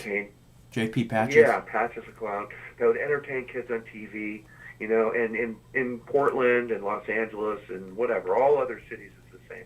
But where I lived, it was Ray Rayner, and he had a Sherlock Holmes hat on, and on one side he had the Cubs hat on, and then on the back side he had the White Sox hat on, and he would flip it back and forth, and he would go to the Lincoln Park Zoo and interview animals at the zoo, and he would play Warner Brothers cartoons. So I watched all the Warner Brothers cartoons over and over and over again as a kid. And the ones I really liked were the older ones, from the late 30s and the 1940s. So they didn't, after about 1960, even earlier, probably 1958, everything kind of went to shit. But before that, they were great. Yeah, I think Warner Brothers was really in its prime, before the war and through the war, and even in the 1950s. Yeah. The Chuck Jones stuff with Bugs Bunny and the cartoons is really great stuff, and a lot of that's from the 50s, like Marvin the Martian. Yeah. Like that character. Yeah, amazing. They did really good work, but I wanted to just read this quickly. This was from the Wikipedia article about Bugs Bunny, and as you said, I think Bugs Bunny is an embodiment of me, or somebody I really appreciate, right? I was reading this, and it says, Bugs Bunny is characterized as being clever and capable of outsmarting almost anyone who antagonizes him, including Elmer Fudd, Yosemite Sam, Tasmanian Devil, Marvin the Martian, I would say Dr. Whisper, Wile E. Coyote, Gossamer, Witch Hazel, Rocky and Muggsy, the Crusher, Beaky Buzzard, Willoughby, Count, Blood Count, Daffy Duck, and a host of others. Yeah. The only one to consistently beat Bugs ever is Cecil Turtle, who defeats Bugs in 3 consecutive short films based on the premise of Aesop's fable, The Tortoise and the Hare. In a rare villain turn, Bug turns to a life of crime in the 1949's Rebel Rabbit. taking on the entire United States government by vandalizing monuments in an effort to prove he is worth more than the 2-cent bounty on his head. While he succeeds in raising the bounty to $1 million, the full force of the military ends up capturing Bugs and sending him to Alcatraz. Anyway, it just kind of reminded me of your character a little bit. I never really realized it until like just a few years ago that he was a hero of mine. I don't know how it came to mind, but I'm glad I figured that out. And like I said, like you said, no foes could really defeat him. And the way I introduced that was that. He's just walking along, trying to enjoy whatever there is to enjoy, and someone always came and got in his shit. He wasn't there to get in somebody else's shit. And like you said, that nobody could really defeat him. He used to look into the camera after someone would challenge me, look into the camera and say, "He don't know me very well, do he?" So right, or he would say like, "Notice this character in the film is doing this." He was, he had a wit about him. Bugs Bunny has a wit about his character. Yeah. And his character is also androgynous. That's also interesting too. Yeah. I find that interesting. He was again always up on the ladies, so you know what I mean. Mm-hmm. Yeah. No, I'm not questioning his like sexual orientation, but like the presentation of Bugs Bunny is like he seems to be a little androgynous. Well, yeah, like in the theater, where like you can play a woman or whatnot, in that. Oh, he used to dress up as a lady all the time, a lady bunny too. That was the thing. Remember, he would be like transvestite bunny or whatever. He would do that too, and then he'd make out with Elmer Fudd and stuff. He also had the. You remember that, right? He'd dress up like some hot girl, and then he'd make out with Elmer Fudd. Crazy shit. Elmer Fudd usually, but yes. But Bugs Bunny also spoke in the voice of the common man too. Yeah. So like if you imagine like the 1940s or the 1950s, the voice of the common man could be heard in Bugs Bunny's speech. Like, what are you doing? Or what's up with you? He had a Brooklyn accent. But what he was really speaking is just like the voice of the common person, Yeah. And working class. Even when he gets working class. Yeah, when he gets pushed around and shit, he just says, "Hey, man, why are you pushing me around?" So he speaks up for himself, and he's willing to speak up for himself, and sometimes it lands him in trouble and stuff. But anyway, it's a good character. Like I mentioned the other day, I've been watching these films from the 1930s, and one of them was from 1932, called. The movie was called "I Am a Fugitive from a Chain Gang." That's the title of the movie. I'm a fugitive from a chain gang. And it was only 3 years into talkies, right? Because talking moving pictures started in 1929. So this movie is really early when it comes to like people talking in the movie. And the lead actor is Paul Mooney, and he's very good. He plays a person who basically comes back from World War I. Chris, I'm sorry. I got to take a break, dude. Yeah, Mike, I'll let you go, and have a good night. All right. Thanks for calling. It's good. I enjoyed sharing the moments about Bugs Bunny. Yeah, Warner Brothers. This movie was also a Warner Brothers movie in 1932. But Warner Brothers was an interesting studio, way more interesting than Disney. And on that, I'll leave it at that. Have a good night, Mike. Okay, thanks for calling. Talk to you soon. Bye. All right. And Chris was talking about something about the vaccine. Oh, he was talking about the New World Order and how vaccines were going to be mandated worldwide. And I think he's probably right. Not so much Chris as the people that, the Pope and the people he was saying are saying out loud today. Oh, he said Alex Jones, I believe he said July 11th. He said that the person that he was listening to him talking about Alex Jones was posted on July 12th, and he said yesterday's Alex Jones show. So I figure that's July 11th if anybody wants to look it up. that being said, apparently he was playing clips of the Pope and other people saying that the new world order is now complete and it has begun, and something about vaccines are going to be mandated worldwide. Apparently, this is the announcement, and I didn't hear it, but the person that he was citing sounded like a pretty good authority. So I have a story about Los Angeles going back into a mask mandate in the middle of July here. They want, and it's like 100 degrees down there. They want everybody wearing a mask, right? So they're going back into a mask mandate. And the thing is, right, is they're making people that are even fully vaccinated wear masks. Now, they tell us the reason that we have to get vaccinated is not just to protect ourselves, but to protect our friends and our families, right? So if you're safe because you're fully vaccinated and the people around you are safe because they're fully vaccinated, why on earth would you have to wear a mask, right? I mean, I understand the people that aren't vaccinated might have to wear a mask, but why on earth would the vaccinated people have to wear a mask in 100-degree heat? What the hell are you thinking, right? And I thought about that, and it became pretty obvious to me that the reason that they want to make people that are fully vaccinated wear masks out in public is because, again, in 100-degree heat, when they've already been vaccinated, they're not going to transmit the virus to anyone. This is the whole point of getting vaccinated, and but you still have to wear the mask in 100-degree heat. So why would they do that to the vaccinated people, right? And the reason that I came up with that they're going to do that to fully vaccinated people is because they want those people to get angry. They want them to get angry at the people that aren't vaccinated and to push the people that they know that aren't vaccinated more that direction. Not just that now.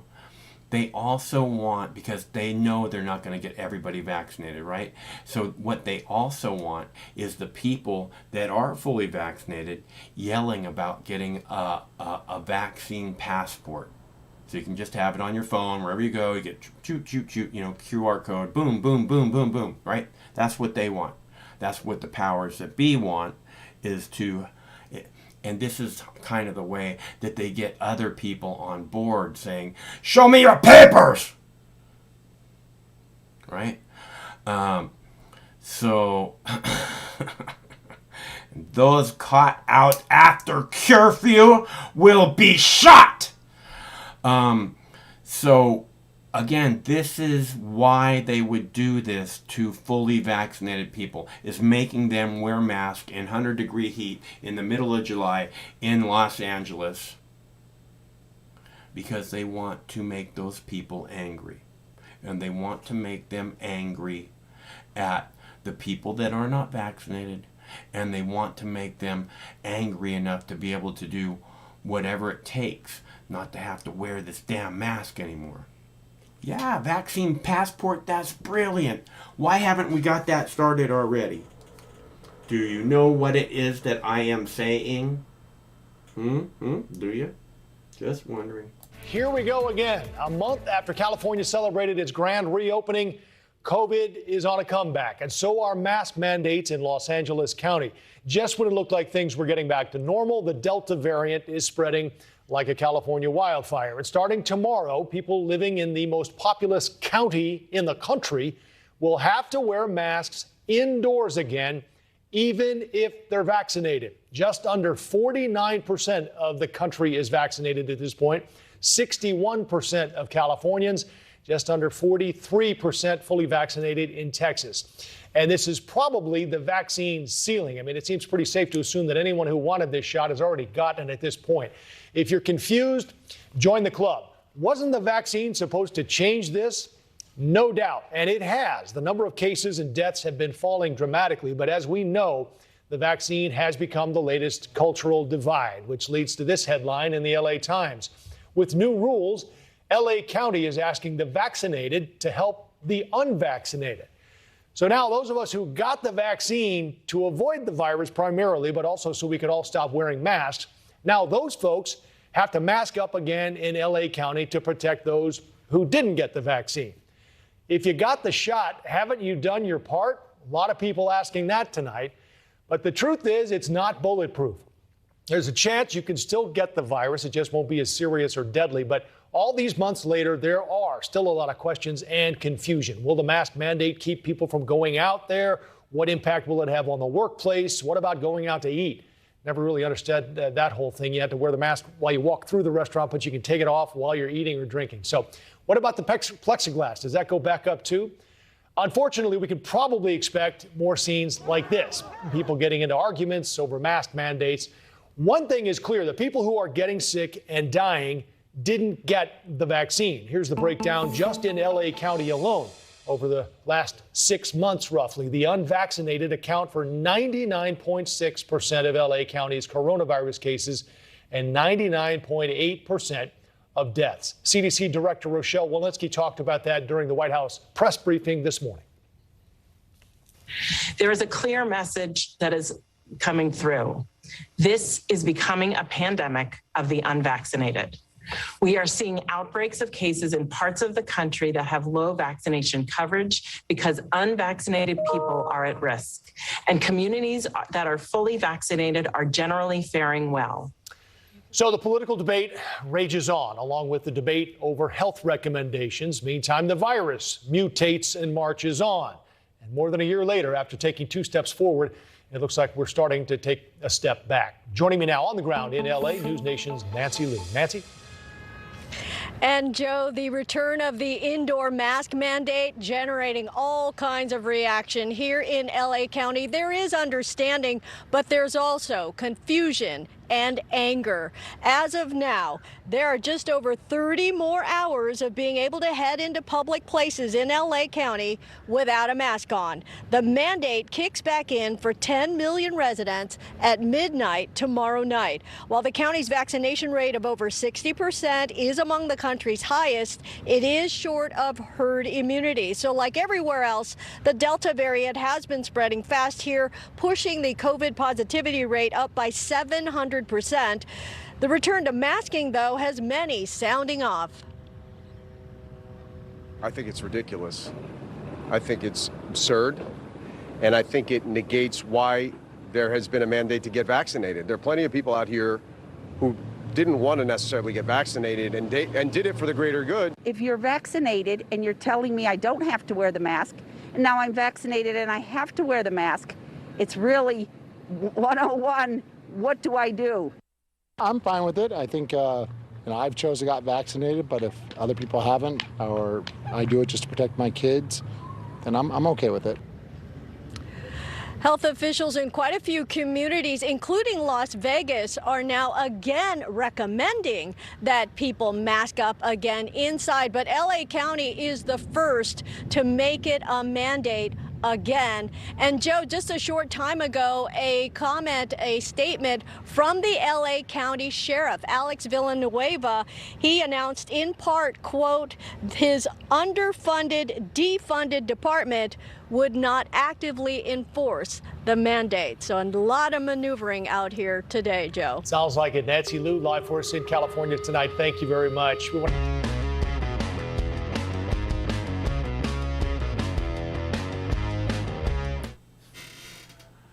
Thank you very much, Nancy Liu. So again, you guys get what it is I'm saying, is that they're trying to make the people that are vaccinated angry at the people that aren't vaccinated, because that's why we gotta wear these goddamn masks. It's because those motherfuckers won't get with the program. They want them mad at them, right? And then they're like, they also want this fucking shit with the mask to end, right? What is it gonna take? And somebody will be like, oh, we need to have vaccine passports, which is a app that you keep on your phone or a QR code or whatever, and it will show that you've been fully vaccinated. And all the people that are fully vaccinated will be like, what's the holdup? I've already been vaccinated. I want my passport. All right, and they don't get that they're creating a whole second-class citizen here, right? Oh, you don't have your passport with you. You can't. You have to wear a mask, and then eventually it will be, hey, let's show me your papers. And if you don't have your papers with you, you don't get in. And then eventually it'll be, if you don't have your papers, you go to the FEMA camps. What? Yo, hello? Yes. Dude. I should have took a dab just a minute ago, huh, dude?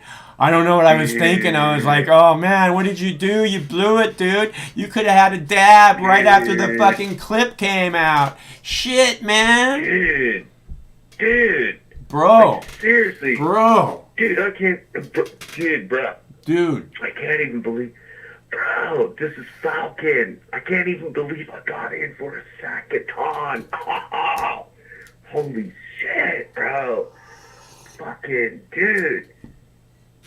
We already did that. We already did that thing. What now? Dude. We did that already. Dude, have you ever seen the fucking movie Swamp Thing? Yeah, I have. Dude. It has Adrienne Barbeau. Movie? It has Adrienne Barbeau in it, who is pretty stacked for a middle-aged woman. Dude, Swamp Thing was the shit, bro. That dude literally was the swamp thing drug Adrienne Barbeau into the swamp to be his wife. Dude, it's kind of romantic, bro. It was kind of You really romantic, sit there. actually.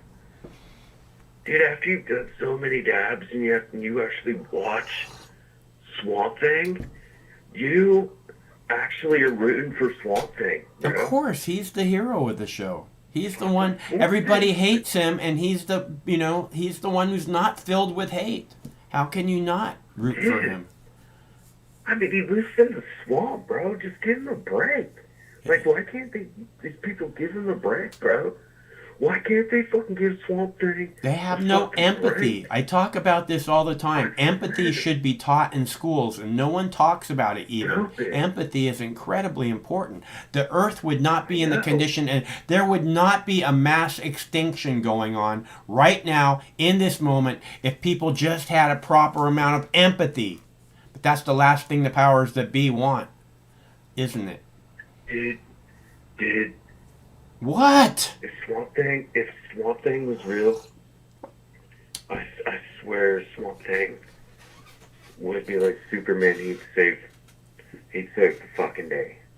Swamp Thing he was like Zorro, you know? Like, you remember Zorro? That fucker, he's not fucking around, dude. He will Z your ass. He will put a Z right in your shit. That dude... You remember Zorro? Zorro, dude. Let's see. Antonio Banderas played Zorro, I believe, in a movie. The real Zorro. And he was. God damn it. He did a pretty good Zorro, I think. There was another one before him, a movie in which I can't remember who it was, but it was very funny. And I think it was. Oh man, not Warren Beatty. The guy looks like Warren Beatty. I can't think of it. What? I gotta take a bong hit, dude. Dude, don't ever talk to the Falcon like that ever again, bro. I gotta go. You hear me? I gotta go. You go. Okay. You're going. Thanks. All right, so that was Falcon. I need a fucking bong hit, and I have a lovely video here to play for you about. I'm gonna play the comedy. I'm gonna play the comedy gold in a minute. Right now, I just need a quick one in order to heat up the bong. So I'm gonna play a video about White House pressuring Facebook and other social media platforms to. For more censorship. More censorship. Okay, the comedy gold coming up momentarily. But this is clip number 9. Excuse me while I whip this out. And then speaking of misinformation and the announcement from yesterday, for how long has the administration been spying on people's Facebook profiles looking for vaccine misinformation? Well, that was quite a loaded and inaccurate question, which I would refute. How? Well, Peter, first of all, as you know, we're in a regular touch with a range of media outlets. Let me finish. As we are in regular touch with social media platforms. All right, an aggressive back and forth there between the White House spokesman and our own Peter Doocy at issue here, giving the heads up to Facebook over issues that the administration says folks are being misinformed about. Peter, now at the White House with us, that was quite a back and forth, Peter, but you cut to the core, I think, of the issue here. Today's misinformation might be very accurate information later on, and I think you were citing even the origins of the virus, but people who poo-pooed and even took down posts about it starting in a Wuhan lab. Having said that, where is this going? Neil, it's going towards the next couple months or however long this COVID pandemic era lasts, and officials here for that entire time want social networks to take more responsibility for taking down misinformation. The example that they used a couple times today is inaccurate postings or trending topics about vaccines causing infertility. And officials here are speaking about it in the strongest possible terms from the top down. On COVID misinformation, what's your message to platforms like Facebook? They're killing people. I mean, it really, look, the only pandemic we have is among the unvaccinated. And they're killing people. So accused there by the president of killing people, Facebook responded. They said, we've partnered with government experts, health authorities, and researchers to take aggressive action against misinformation about COVID-19 and vaccines to protect public health. So far, we've removed more than 18 million pieces of COVID misinformation, removed accounts that repeatedly break these rules, and connected more than 2 billion people to reliable information about COVID-19 and COVID vaccines across our apps. White House officials insist they don't monitor individuals, just publicly available data on trends. And they dispute those accusations that this is spying on people, but whatever you want to call it, they defend it. I frankly think it should be your biggest concern is the number of people who are dying around the country because they're getting misinformation that is leading them to not take a vaccine. But the big concern, though, I think for a lot of people on Facebook is that now this is Big Brother watching you. They're more concerned about that than people dying across the country because of a pandemic where misinformation is traveling on social media platforms. That feels unlikely to me. The president just landed in Camp David, so we won't hear about this from him again today, but this issue is not going away in Washington, especially because many elected Republicans see this as a major First Amendment issue. Neil. All right, Peter Doocy at the White House. Thank you very, very much. We'll be exploring this a lot more tomorrow. A lot of free speech advocates are concerned about the message, and that includes those on the left and the right. Stay with us. You're watching Your World.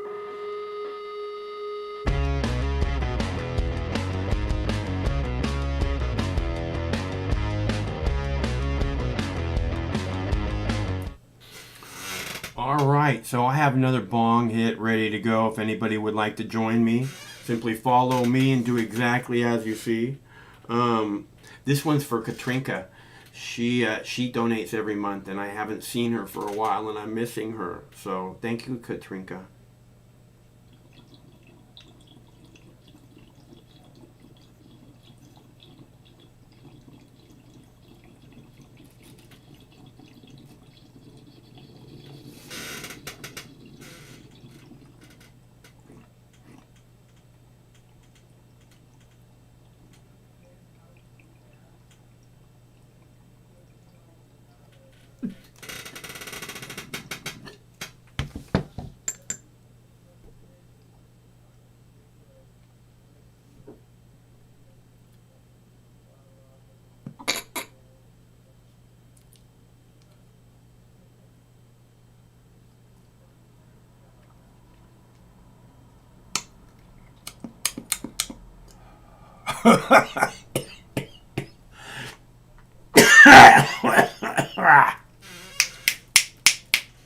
Woo! Holy moly. All right, where were we? Let's see. What was that last video clip? Right. again, as we were talking about earlier, in the other clip we were talking about censoring of Facebook. They're talking a lot about Robert Kennedy, and Robert Kennedy has been a long time social justice warrior. Hello? And anti-vax guy, and he's loaded full of information. So it's so weird to see them vilifying him. Hello. Hello. Hello. What's going on, brother? I am doing this thing that I do. What is going on with you? Just figured I'd call in. I see you were talking about vaccinations and stuff. I had kind of a crazy vaccination story. Okay. Go ahead. So, my brother Paul Foster, he's my stepbrother. I was supposed to tell you my name. My name is Mike Hunt. Mm. That is actually my real name. Mm-hmm. And the screener said that you would find it kind of cool or whatever. Yeah, I'm Mike Hunt. I have Mike Hunt has been a character that I did on late night television in Seattle. And then we ran a presidential campaign. Actually, we did that with Mike Hunt, and then later on YouTube, we ran a presidential campaign with Mike Hawk. Okay, cool. So anyways, my brother Paul, like I said, he's my stepbrother, Paul Foster. Okay, I don't want you to use it. No, I don't call here and start telling me last names of people. Okay, you can say my brother Paul, but you don't need to put out Paul's last name unless you're trying to fuck with someone. So I don't need you to repeat Paul Foster, or I'm sorry, excuse me, Paul last name, Paul last name, Paul last name. And so just a heads up to everybody else. That's not what we're going to do here. So, you don't need to say that. You can say my stepbrother Paul. How much more information do we need than that, right? It seems pretty simple. I don't know why anyone would give more information than that. And I don't think it's helpful to the discussion. And it bothers the fuck out of me. I almost hung up on him the first time he did it, and then he said it 2 more times. I'm done. That's it. So, in case anybody else wants to call and talk about their stepbrother, their brother, their stepmother, their stepsister, don't use their last name, okay? I would think anybody would be on that same page. Or is it just me? Let's see. So, do what now? Oh, okay. Hello, caller. Oh, hey. How are you doing? I am fine. So, what do you, I joined late. What do you think about the fucking, you were playing this 10 minutes ago, when you're vaccinated, you still have to wear a mask? Yeah. What do you think about that? Well, that's pretty much what I've been talking about for the last 5 minutes.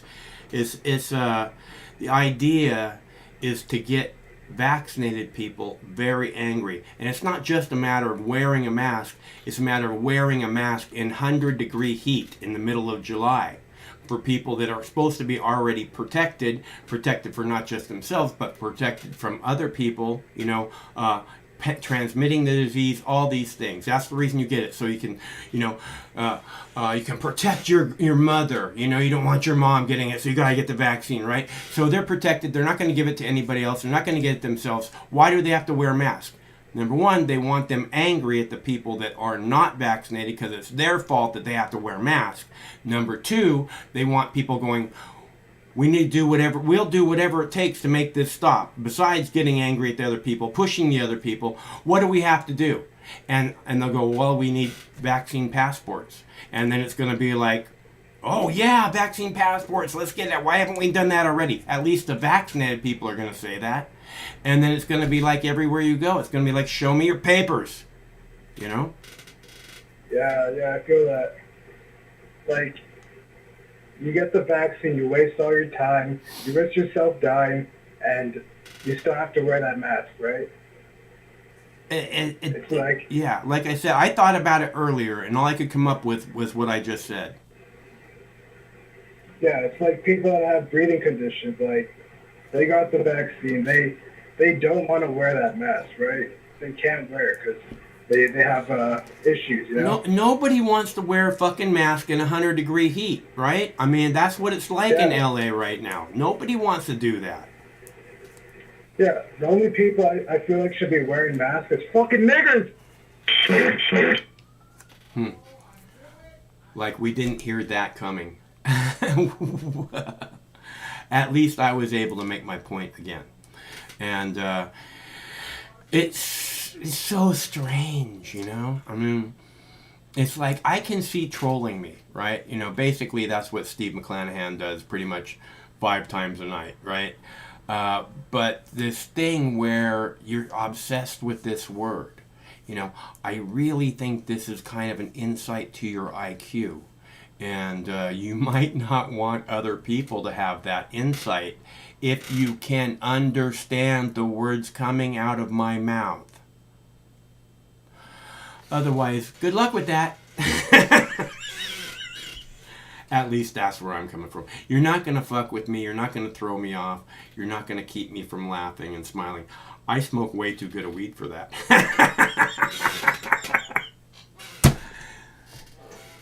Speaking of trolls... Michael, this is Steve motherfucking McClanahan. I'm calling you right now. I just fucking called the FBI on that last fucking caller, ladies and gentlemen. So he's going down. Hey, we are not snitches here at this organization. No, we are not. Good, the FBI. Fuck the FBI. With all of its understanding. Suck my motherfucking dick, FBI. We exchanged business cards. Everything's cool. They're fucking huge fans, actually, I heard. They're like, holy shit. They were like, Steve, can we get your fucking autograph? And I was like, yeah, no fucking problem. So, yeah, we're all cool with the fucking FBI. I swear to God, Michael. No, we're not. Fuck the FBI. Fuck you, FBI. Fox News is not good with the FBI and will not be good with the FBI until the day I die. So we're all on the same page here. They totally showed up to my hotel room and fucking, like, gave me a round of high fives. They were like, dude, fucking Fox News is great. And if you need anything, just fucking shoot me a fucking call. Here's my card. Well, ladies and gentlemen, this is Steve motherfucking McClanahan. We're doing it. We're doing it live. We're fucking calling the FBI on that last fucking caller. You shouldn't fuck around with Steve McClanahan, Fox News, and the FBI. Don't encourage people to call the fucking FBI. Stop. Michael, I gotta go. Yes, Michael. yes. I gotta make a call. Good.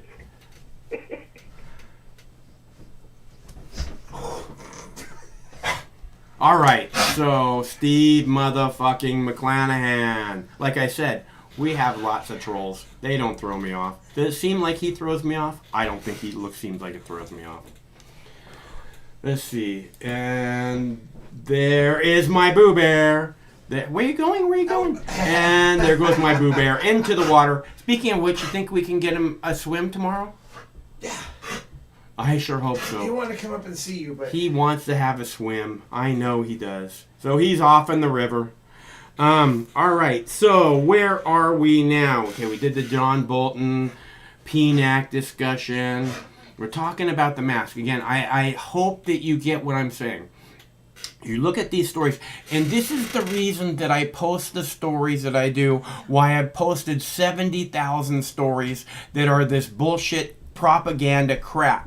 Where they're like, oh, well, you have to wear a mask now. And again, it's like they're not getting to the real heart of why they're doing this. You know, you're fully vaccinated. You're not a danger to anyone around you, including your friends and family and strangers.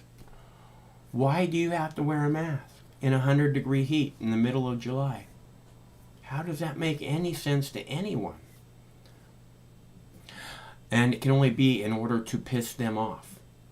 and their anger will be focused at the people who have not been vaccinated. This is their plan anyway. This is their twisted plan, which is blatantly obvious, which is why I post this mainstream crap for the last fucking 18 years to the tune of well over 60,000 videos, because it's so obvious to me what's happening. That they want the people who jumped through all the fucking hoops. I jumped through every fucking hoop. And now I gotta still wear a goddamn mask. It's all because of you unvaxxed sons of bitches. Right? This is what they want. This is it's not for your safety. Because I'll tell you something right now. Wearing a mask in 100-degree heat is gonna make some people really fucking sick. Really, really sick. And almost anybody probably would realize that who's walking around in 100-degree heat. So, again, going to make people very upset, especially if, somebody's mom died. I told you my grandmother died on a hot day waiting for a bus. So of heat stroke. And the reason I said that, it was because it was going to be like 110, there's all these record-setting heat days. So I'm just trying to say, don't take it lightly. The heat is very dangerous. And then you put a mask on top of it. Imagine if somebody's grandma died,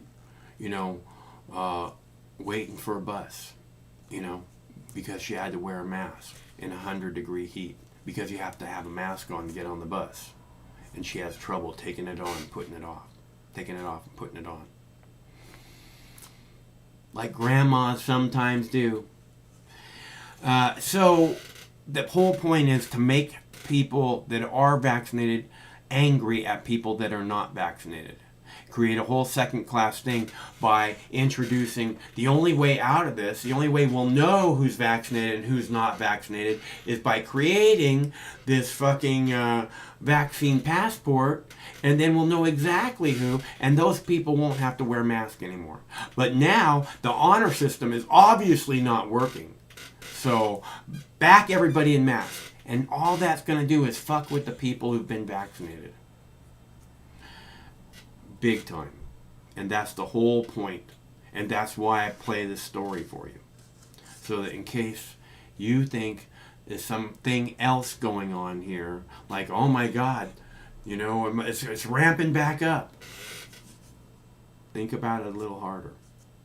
100-degree heat, middle of July. Put your damn face mask on right now. I'm just saying, maybe it's just me. Because lots of times it is just me. Or at least it feels like it lots of times, Let's see. So, we got the comedy gold. You guys want to see the comedy gold? I'm going to play the comedy gold. Are you ready? Are you ready for some comedy gold? Here it comes. Now, I have to tell you, I don't know if this person is doing comedy or not, but this just cracked me up the whole time. So, I hope you enjoy it half as much as I did. Comedy gold coming up right now. Last night we detailed how the Socialist Democrat Party had devolved into an anti-American political party. Tonight we want to highlight a group of people who seek to deny you and your family prosperity, freedom, and in some cases, your very lives. The Black Lives Matter Coalition, traitors to the United States. That's our focus in tonight's preamble. We begin in Virginia. Michelle Leet is Vice President of Training at the Virginia State PTA and Vice President of Communications for the Fairfax County PTA. She's also first Vice President of the Fairfax County NAACP, the National Association for the Advancement of Progressive Colored People. Michelle Leet is also a federal employee. Upon hearing that parents of all races and colors and creeds didn't want the hate-whitey, Marxism-promoting critical race theory taught to their kids, Michelle Leet decided to lie about those parents, and then Leet then proposed a solution to get rid of those parents once and for all.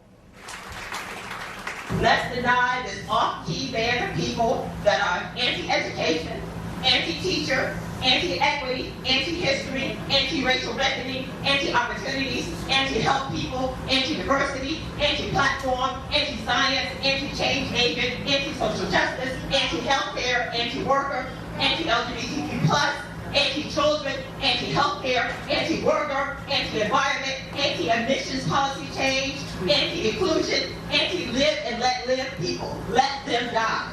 Don't let these uncomfortable people. In typical communist fashion, Michelle Leet, who works in Biden's federal government, lied about those parents, and then she called for them to die. We know that Biden and the Socialist Democrat Party covet violent regimes all over our globe. But should they encourage their political party to call for the death of their fellow citizens? Does Michelle Leet reflect Biden's values? By the way, Ms. Leet, we can play your little game too. If those who oppose critical race theory are all the things that you say they are, then we can say that you and your leftist kind are anti-God, anti-Christian, anti-freedom, anti-liberty, anti-cop, anti-rule of law, anti-Semitic, anti-prosperity, and anti-science. The only difference between us and you, Michelle Leet, we can prove our accusations. Case in point, Black Lives Matter. Brave Cubans have risen up in recent days to demand their freedom from Cuba's murderous and totalitarian regime.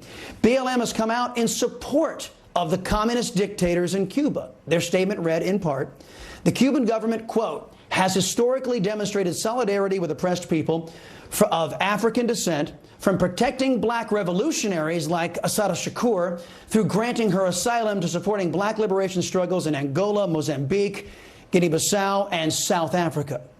Now, for those of you who don't know who Assata Shakur is, her real name is Joanne Chesimard.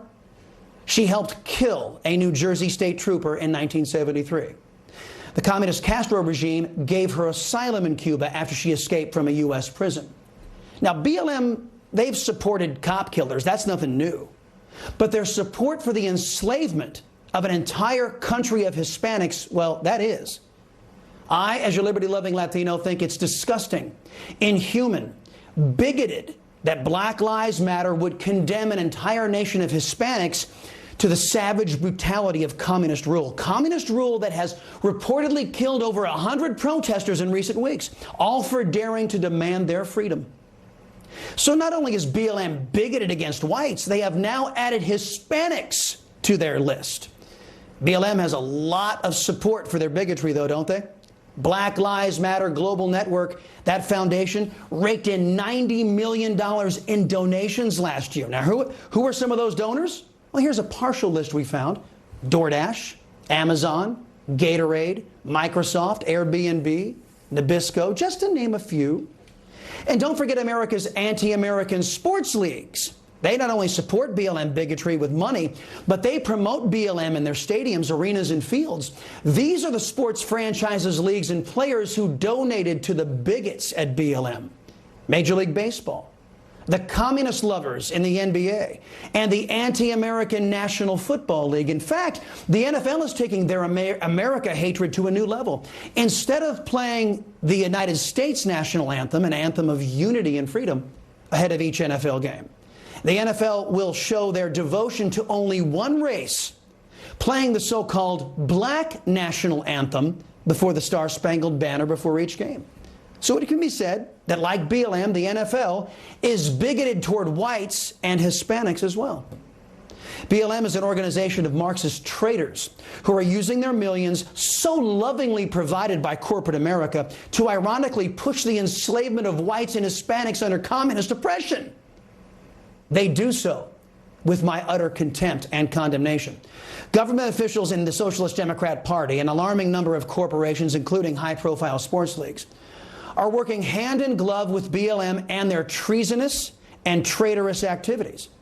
Americans should not be afraid to decry and condemn bigots, communists, and violence, all being done in the name of left-wing politics, so-called social justice, which is the absence of real justice, and critical race theory.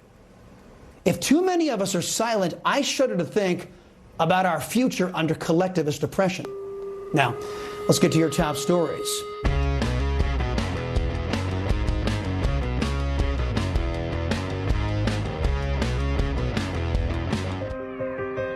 Sometimes life can be a little overwhelming. Sometimes the weight of the world can be too much to bear. Sometimes you need to stop worrying and take a deep breath. Sometimes you need cannabis. Introducing Brightside, high-quality cannabis delivered right to your door. Brightside offers an extensive menu of strains and products to meet your needs. Choose the experience you want, and we'll send you the dankest herb, the real sticky icky, some top-shelf marijuana. If you like what we send you, keep the whole jar. We'll even include some nugs for you to blaze. As part of Discovery, you'll get to try new strains and products. Side effects may include euphoria, increased appetite, uncontrollable giggles, elevated sensitivity to musical dopeness, and reduced anxiety. Tetrahydrocannabinol may also induce feelings of existential well-being and relentless optimism. With a Brightside subscription, you can get it once a month, once a week, or whenever you want, all at a price you'll like. And yes, this is a real company. Do you know who I am? You're the wizard. Ask your doctor if cannabis is right for you. It probably is. Keep it Brightside.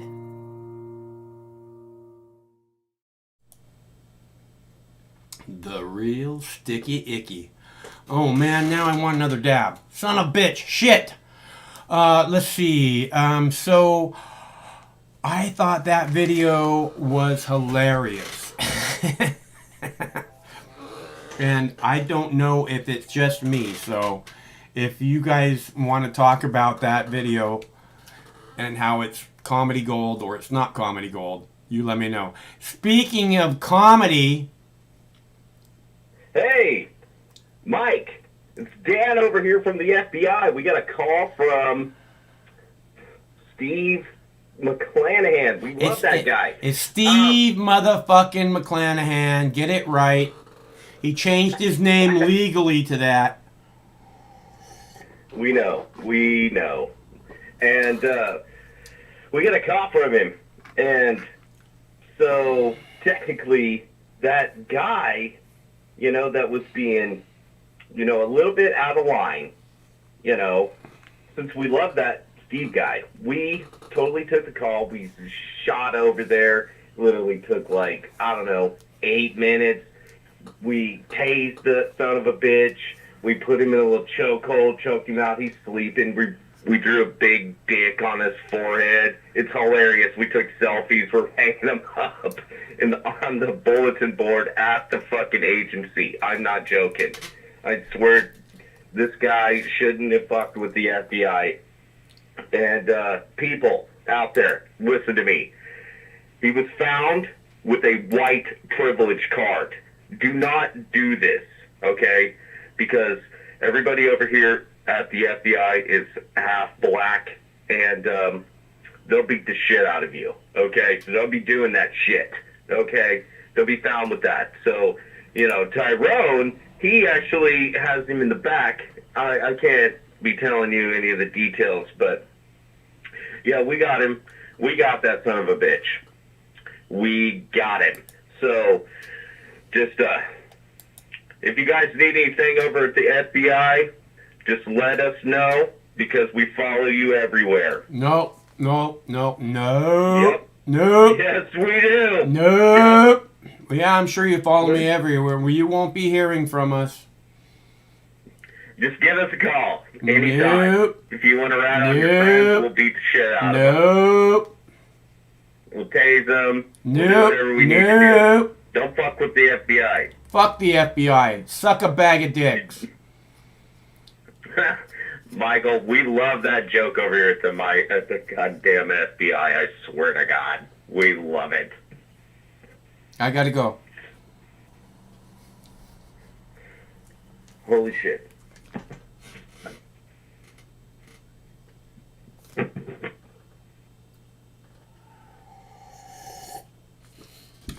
Did he say his name? I don't know.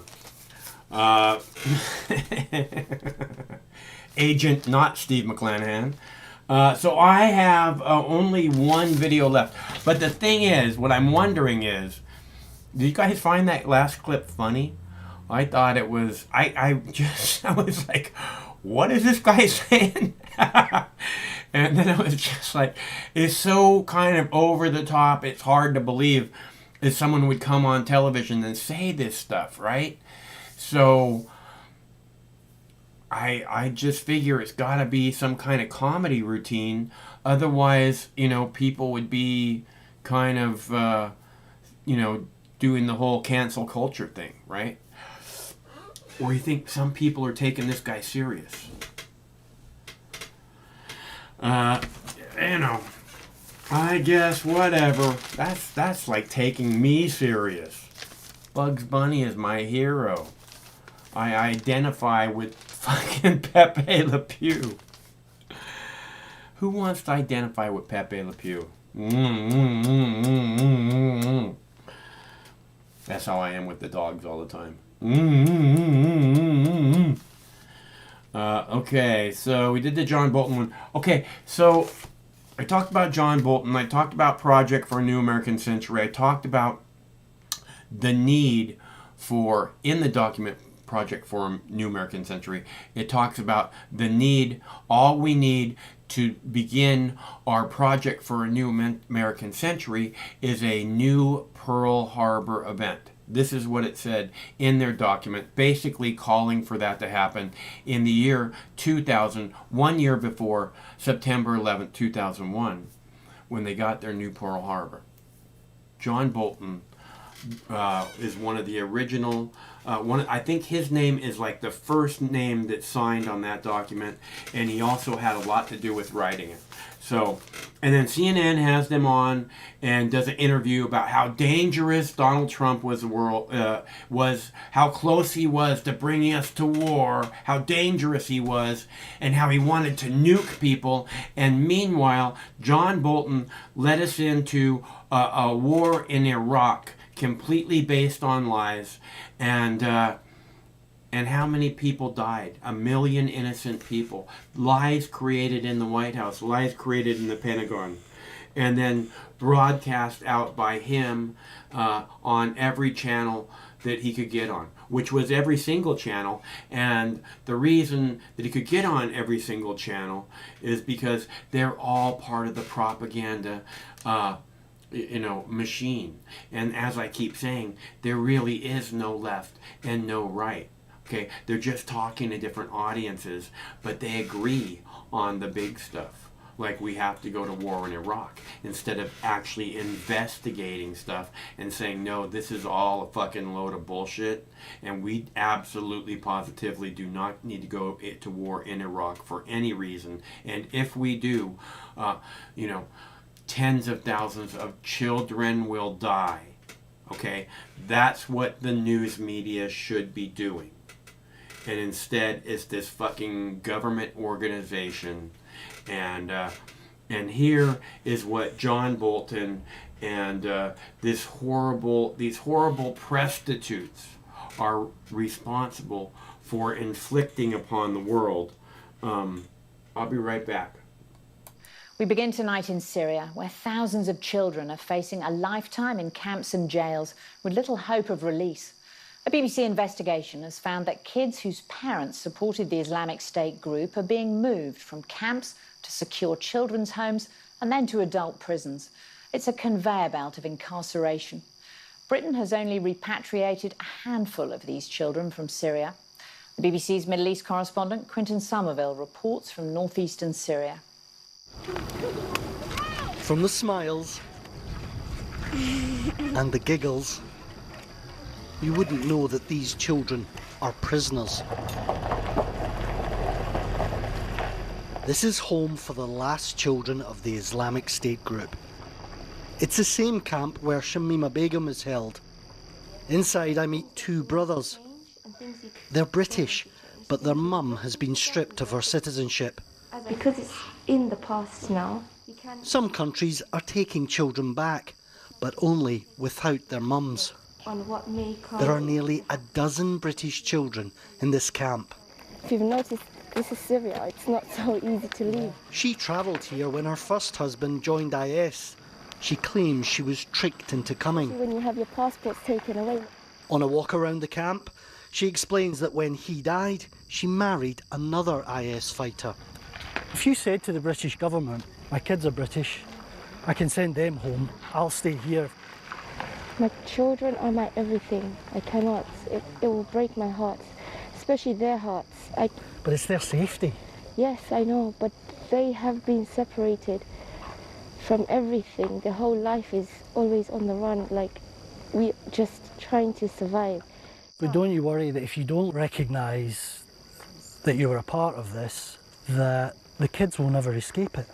I'm sorry, but how can I separate the children from their mother? This is very, very wrong, very cruel. After all that's happened. In the shadow of the Islamic State group's destruction, the ruins of childhood. A home for orphans and the unruly. It too is a prison. That's Dragon Boy again. Yeah, right, I recognise him now. Yeah. London and Pakistan were once home for 13-year-old Ahmed until his mum joined IS. And there's this. His sketchbook, his imagination, and a single T-shirt are the only reminders of a carefree childhood. One Direction. Yeah. Tell me what happened to your brothers and sisters. My bigger brother, he got killed in Shaddadi. When he was going, he said to me, maybe I will come back after 3 months. Yeah. He was fighting for the Islamic State. But I heard he got shot from sniper, maybe, and maybe a strike. And then my biggest sister, she got killed in Baghuz from RPG. No RPG. He got shot in his leg. She got killed, and my small sister and my small brother and my mom, they got killed in the same house. What do you think about the people who are bombing you and shooting? They have to do it because this is their country and this kind of thing. Because the Syria is not for us. When you get out of here, when you leave Syria, yeah, what's the first thing you're going to do? I'm gonna see my family, my aunt, and this kind of things. I'm gonna tell them my story. But this is no sanctuary. When he turns 18, he'll go to an adult prison. More than 100 young men have already been transferred from here. This is the biggest camp, Al Hol. It's also the worst.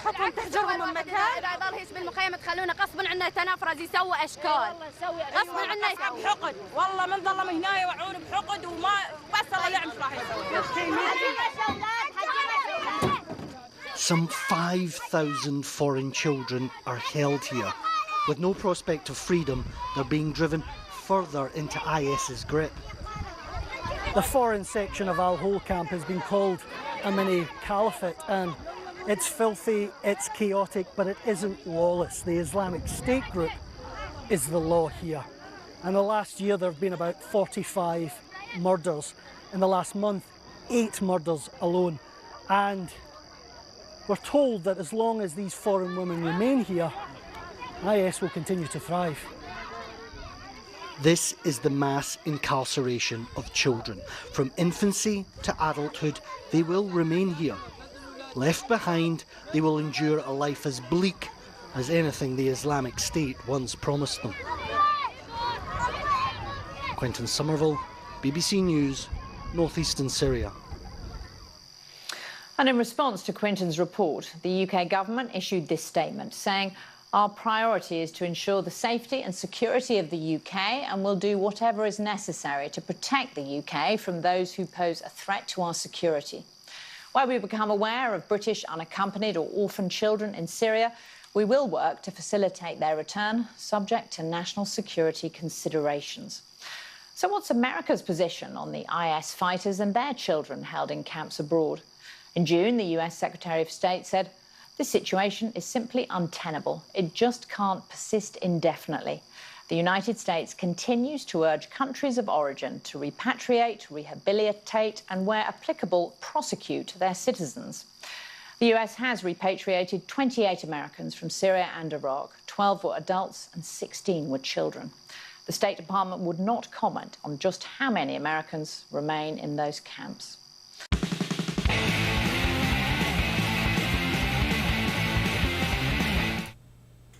I am so hot for that woman. Laura Trevelyan. I have to ask her if it's pronounced Laura or Laura. Sorry, got a little drool thing going there for a second. Okay, so again, this is what John Bolton has brought the world. This kind of devastation, this kind of despair, this kind of horrific scenes going on all in many places on the planet. And it was a 100% because that's what they wanted to make happen. Sup, G? Hey, you know, that's a good clip you just played about all the refugees from the dead ISIS soldiers and their families. But that is purely and exclusively almost 100% Barack Obama's fault. He funded ISIS, and the CIA funded ISIS, and the Pentagon funded ISIS, all to but it's not 100% Obama's fault, because if George Bush hadn't done what he did, Obama wouldn't have been able to fund ISIS. That's true. That's why I say almost 100%, because George Bush had a very big hand in it. He started it. Obama increased it.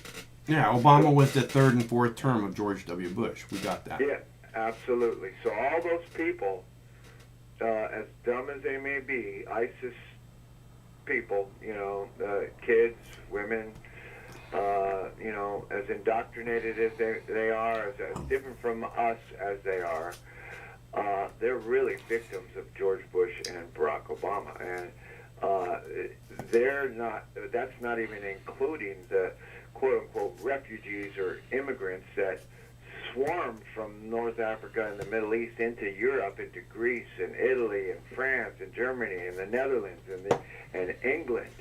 So this is what happens when you have wars that have no meaning, no purpose other than to make money. They're not really any wars for any moral reason. They're just crazy imperialistic wars. Right, and not to mention all the depleted uranium that spread all over Iraq and Afghanistan. So, you know, it's also about poisoning, slowly poisoning people too. Yeah, very excellent point, because that radioactivity is not going to go away for many hundreds of years. I mean, and you know, we care about the planet, every part of the planet. You know, I care about the place up there in Washington that's leaking, and I care about Fallujah also. Fallujah is a radioactive pit where women shouldn't be having babies because all the babies are born deformed. But this is George Bush's and Barack Obama's fault. And, you know, you put a smiley face on the sorry to say it, on the black savior, put a smiley face on the black savior, and he's coming with hope and change, and what do we get? We get 5 new wars. It wasn't just a smiley face. It was, you know, we had this fucking retarded cowboy, excuse me for using the R word, you know, somebody who could barely fucking put a sentence together. You know, Jimmy Kimmel used to do this thing with George W. Bush where he would slow down the audio just a little bit, and he sounded like he was drunk as fuck. Oh, yeah, he would do that on a regular basis. He'd take, like, once a week, he'd take one of his speeches and slow it down. And somebody in the last 2 years did that with Nancy Pelosi, and they went in the whole fucking whatever social media community or tech, you know, businesses. They fucking had a hissy fit and said that, you know, this is some kind of like slander against you know, Nancy Pelosi and making her look like, and it's not even who she is. She's, you know, and they made like a big deal out of it, like it's not comedy. And yet Jimmy Fallon did it the entire time that George W. Bush was president. So right, yeah, I never knew that, but that's a very good point. You know, it's okay for one side to make fun of one person, but as soon as the other side does it, it's not okay. So, you know, it depends on who you're making fun of. Right now, we're in a totally politically correct environment. You know, Facebook is killing people, and we all got to be, we all got to toe the party line from the Ministry of Truth. But unfortunately, as fucked as we are in the United States, just look at those people there. They're kids. Yeah. When they get to be 18, they go into jail or prison. Yeah. What did they do? They're being punished for being born. Yeah. I mean, there's solutions to every problem, and it's 100% because of our tax dollars. Yeah. So that's very informative clip. I didn't realize there were so many, but it kind of, you remember George Bush, well, if we're going to kick a hornet's nest, we might as well kick it over there, and that's exactly what he did. Yeah. And his job, my job is to propel the propaganda, is to catapult the propaganda. It's like, yeah, you sure did that. Now they're really doing it. It's like everybody's got a catapult, and they're all catapulted. Well, now it's how dare you challenge our propaganda? Yeah. All right, man. I'll let you go. Take care. Good All right. Have a good weekend. And I am ready for my weekend. We don't have any more callers, do we? I am ready for my weekend. So we do this every Monday through Friday at 7 p.m. Pacific time, which means we'll be back on Monday. Oh, and I want to say real quick, thank you so much, Jackie Cat, because Jackie Cat is the only person that's donated in the last 2 weeks during our live shows, and the person who donated before that was Jackie Cat. So, thank you, Jackie Cat. It's good to have you back, Shug. That being said, we do this every Monday through Friday at 7 p.m. Pacific time. 7 p.m. Pacific time. Which means we'll be back on Monday. Same Mox time, same Mox channel. Until then, stay cool, because one of these days, this war is going to end. Stay cool till then. I mean, this coalition of misfits, and they cobble together and they don't attack each other. They stay united. I wish the coalition of misfits, and they cobble together and they don't attack each other. They stay united. Coalition of misfits, and they cobble together and they don't attack each other. They stay united. Coalition of misfits, and they cobble together and they don't attack each other. They stay united. Coalition of misfits, and they cobble together and they don't attack each other. They stay united. Coalition of misfits, and they cobble together and they don't attack each other. They stay united. Coalition of misfits, and they cobble together and they don't attack each other. They stay united. Coalition of misfits, and they cobble together and they don't attack each other. They stay united. Coalition of misfits, and they cobble together and they don't attack each other. They stay united. Coalition of misfits, and they cobble together and they don't attack each other. No matter which mouth you feed on a two-headed snake, it still shits the same turd. But lucky for you, you have Mox News. More than 10 years. More than 60,000 videos. Mox News has been filtering the nonsense and illuminating the bullshit from your mainstream media. Turn off your TV and turn on to Mox News.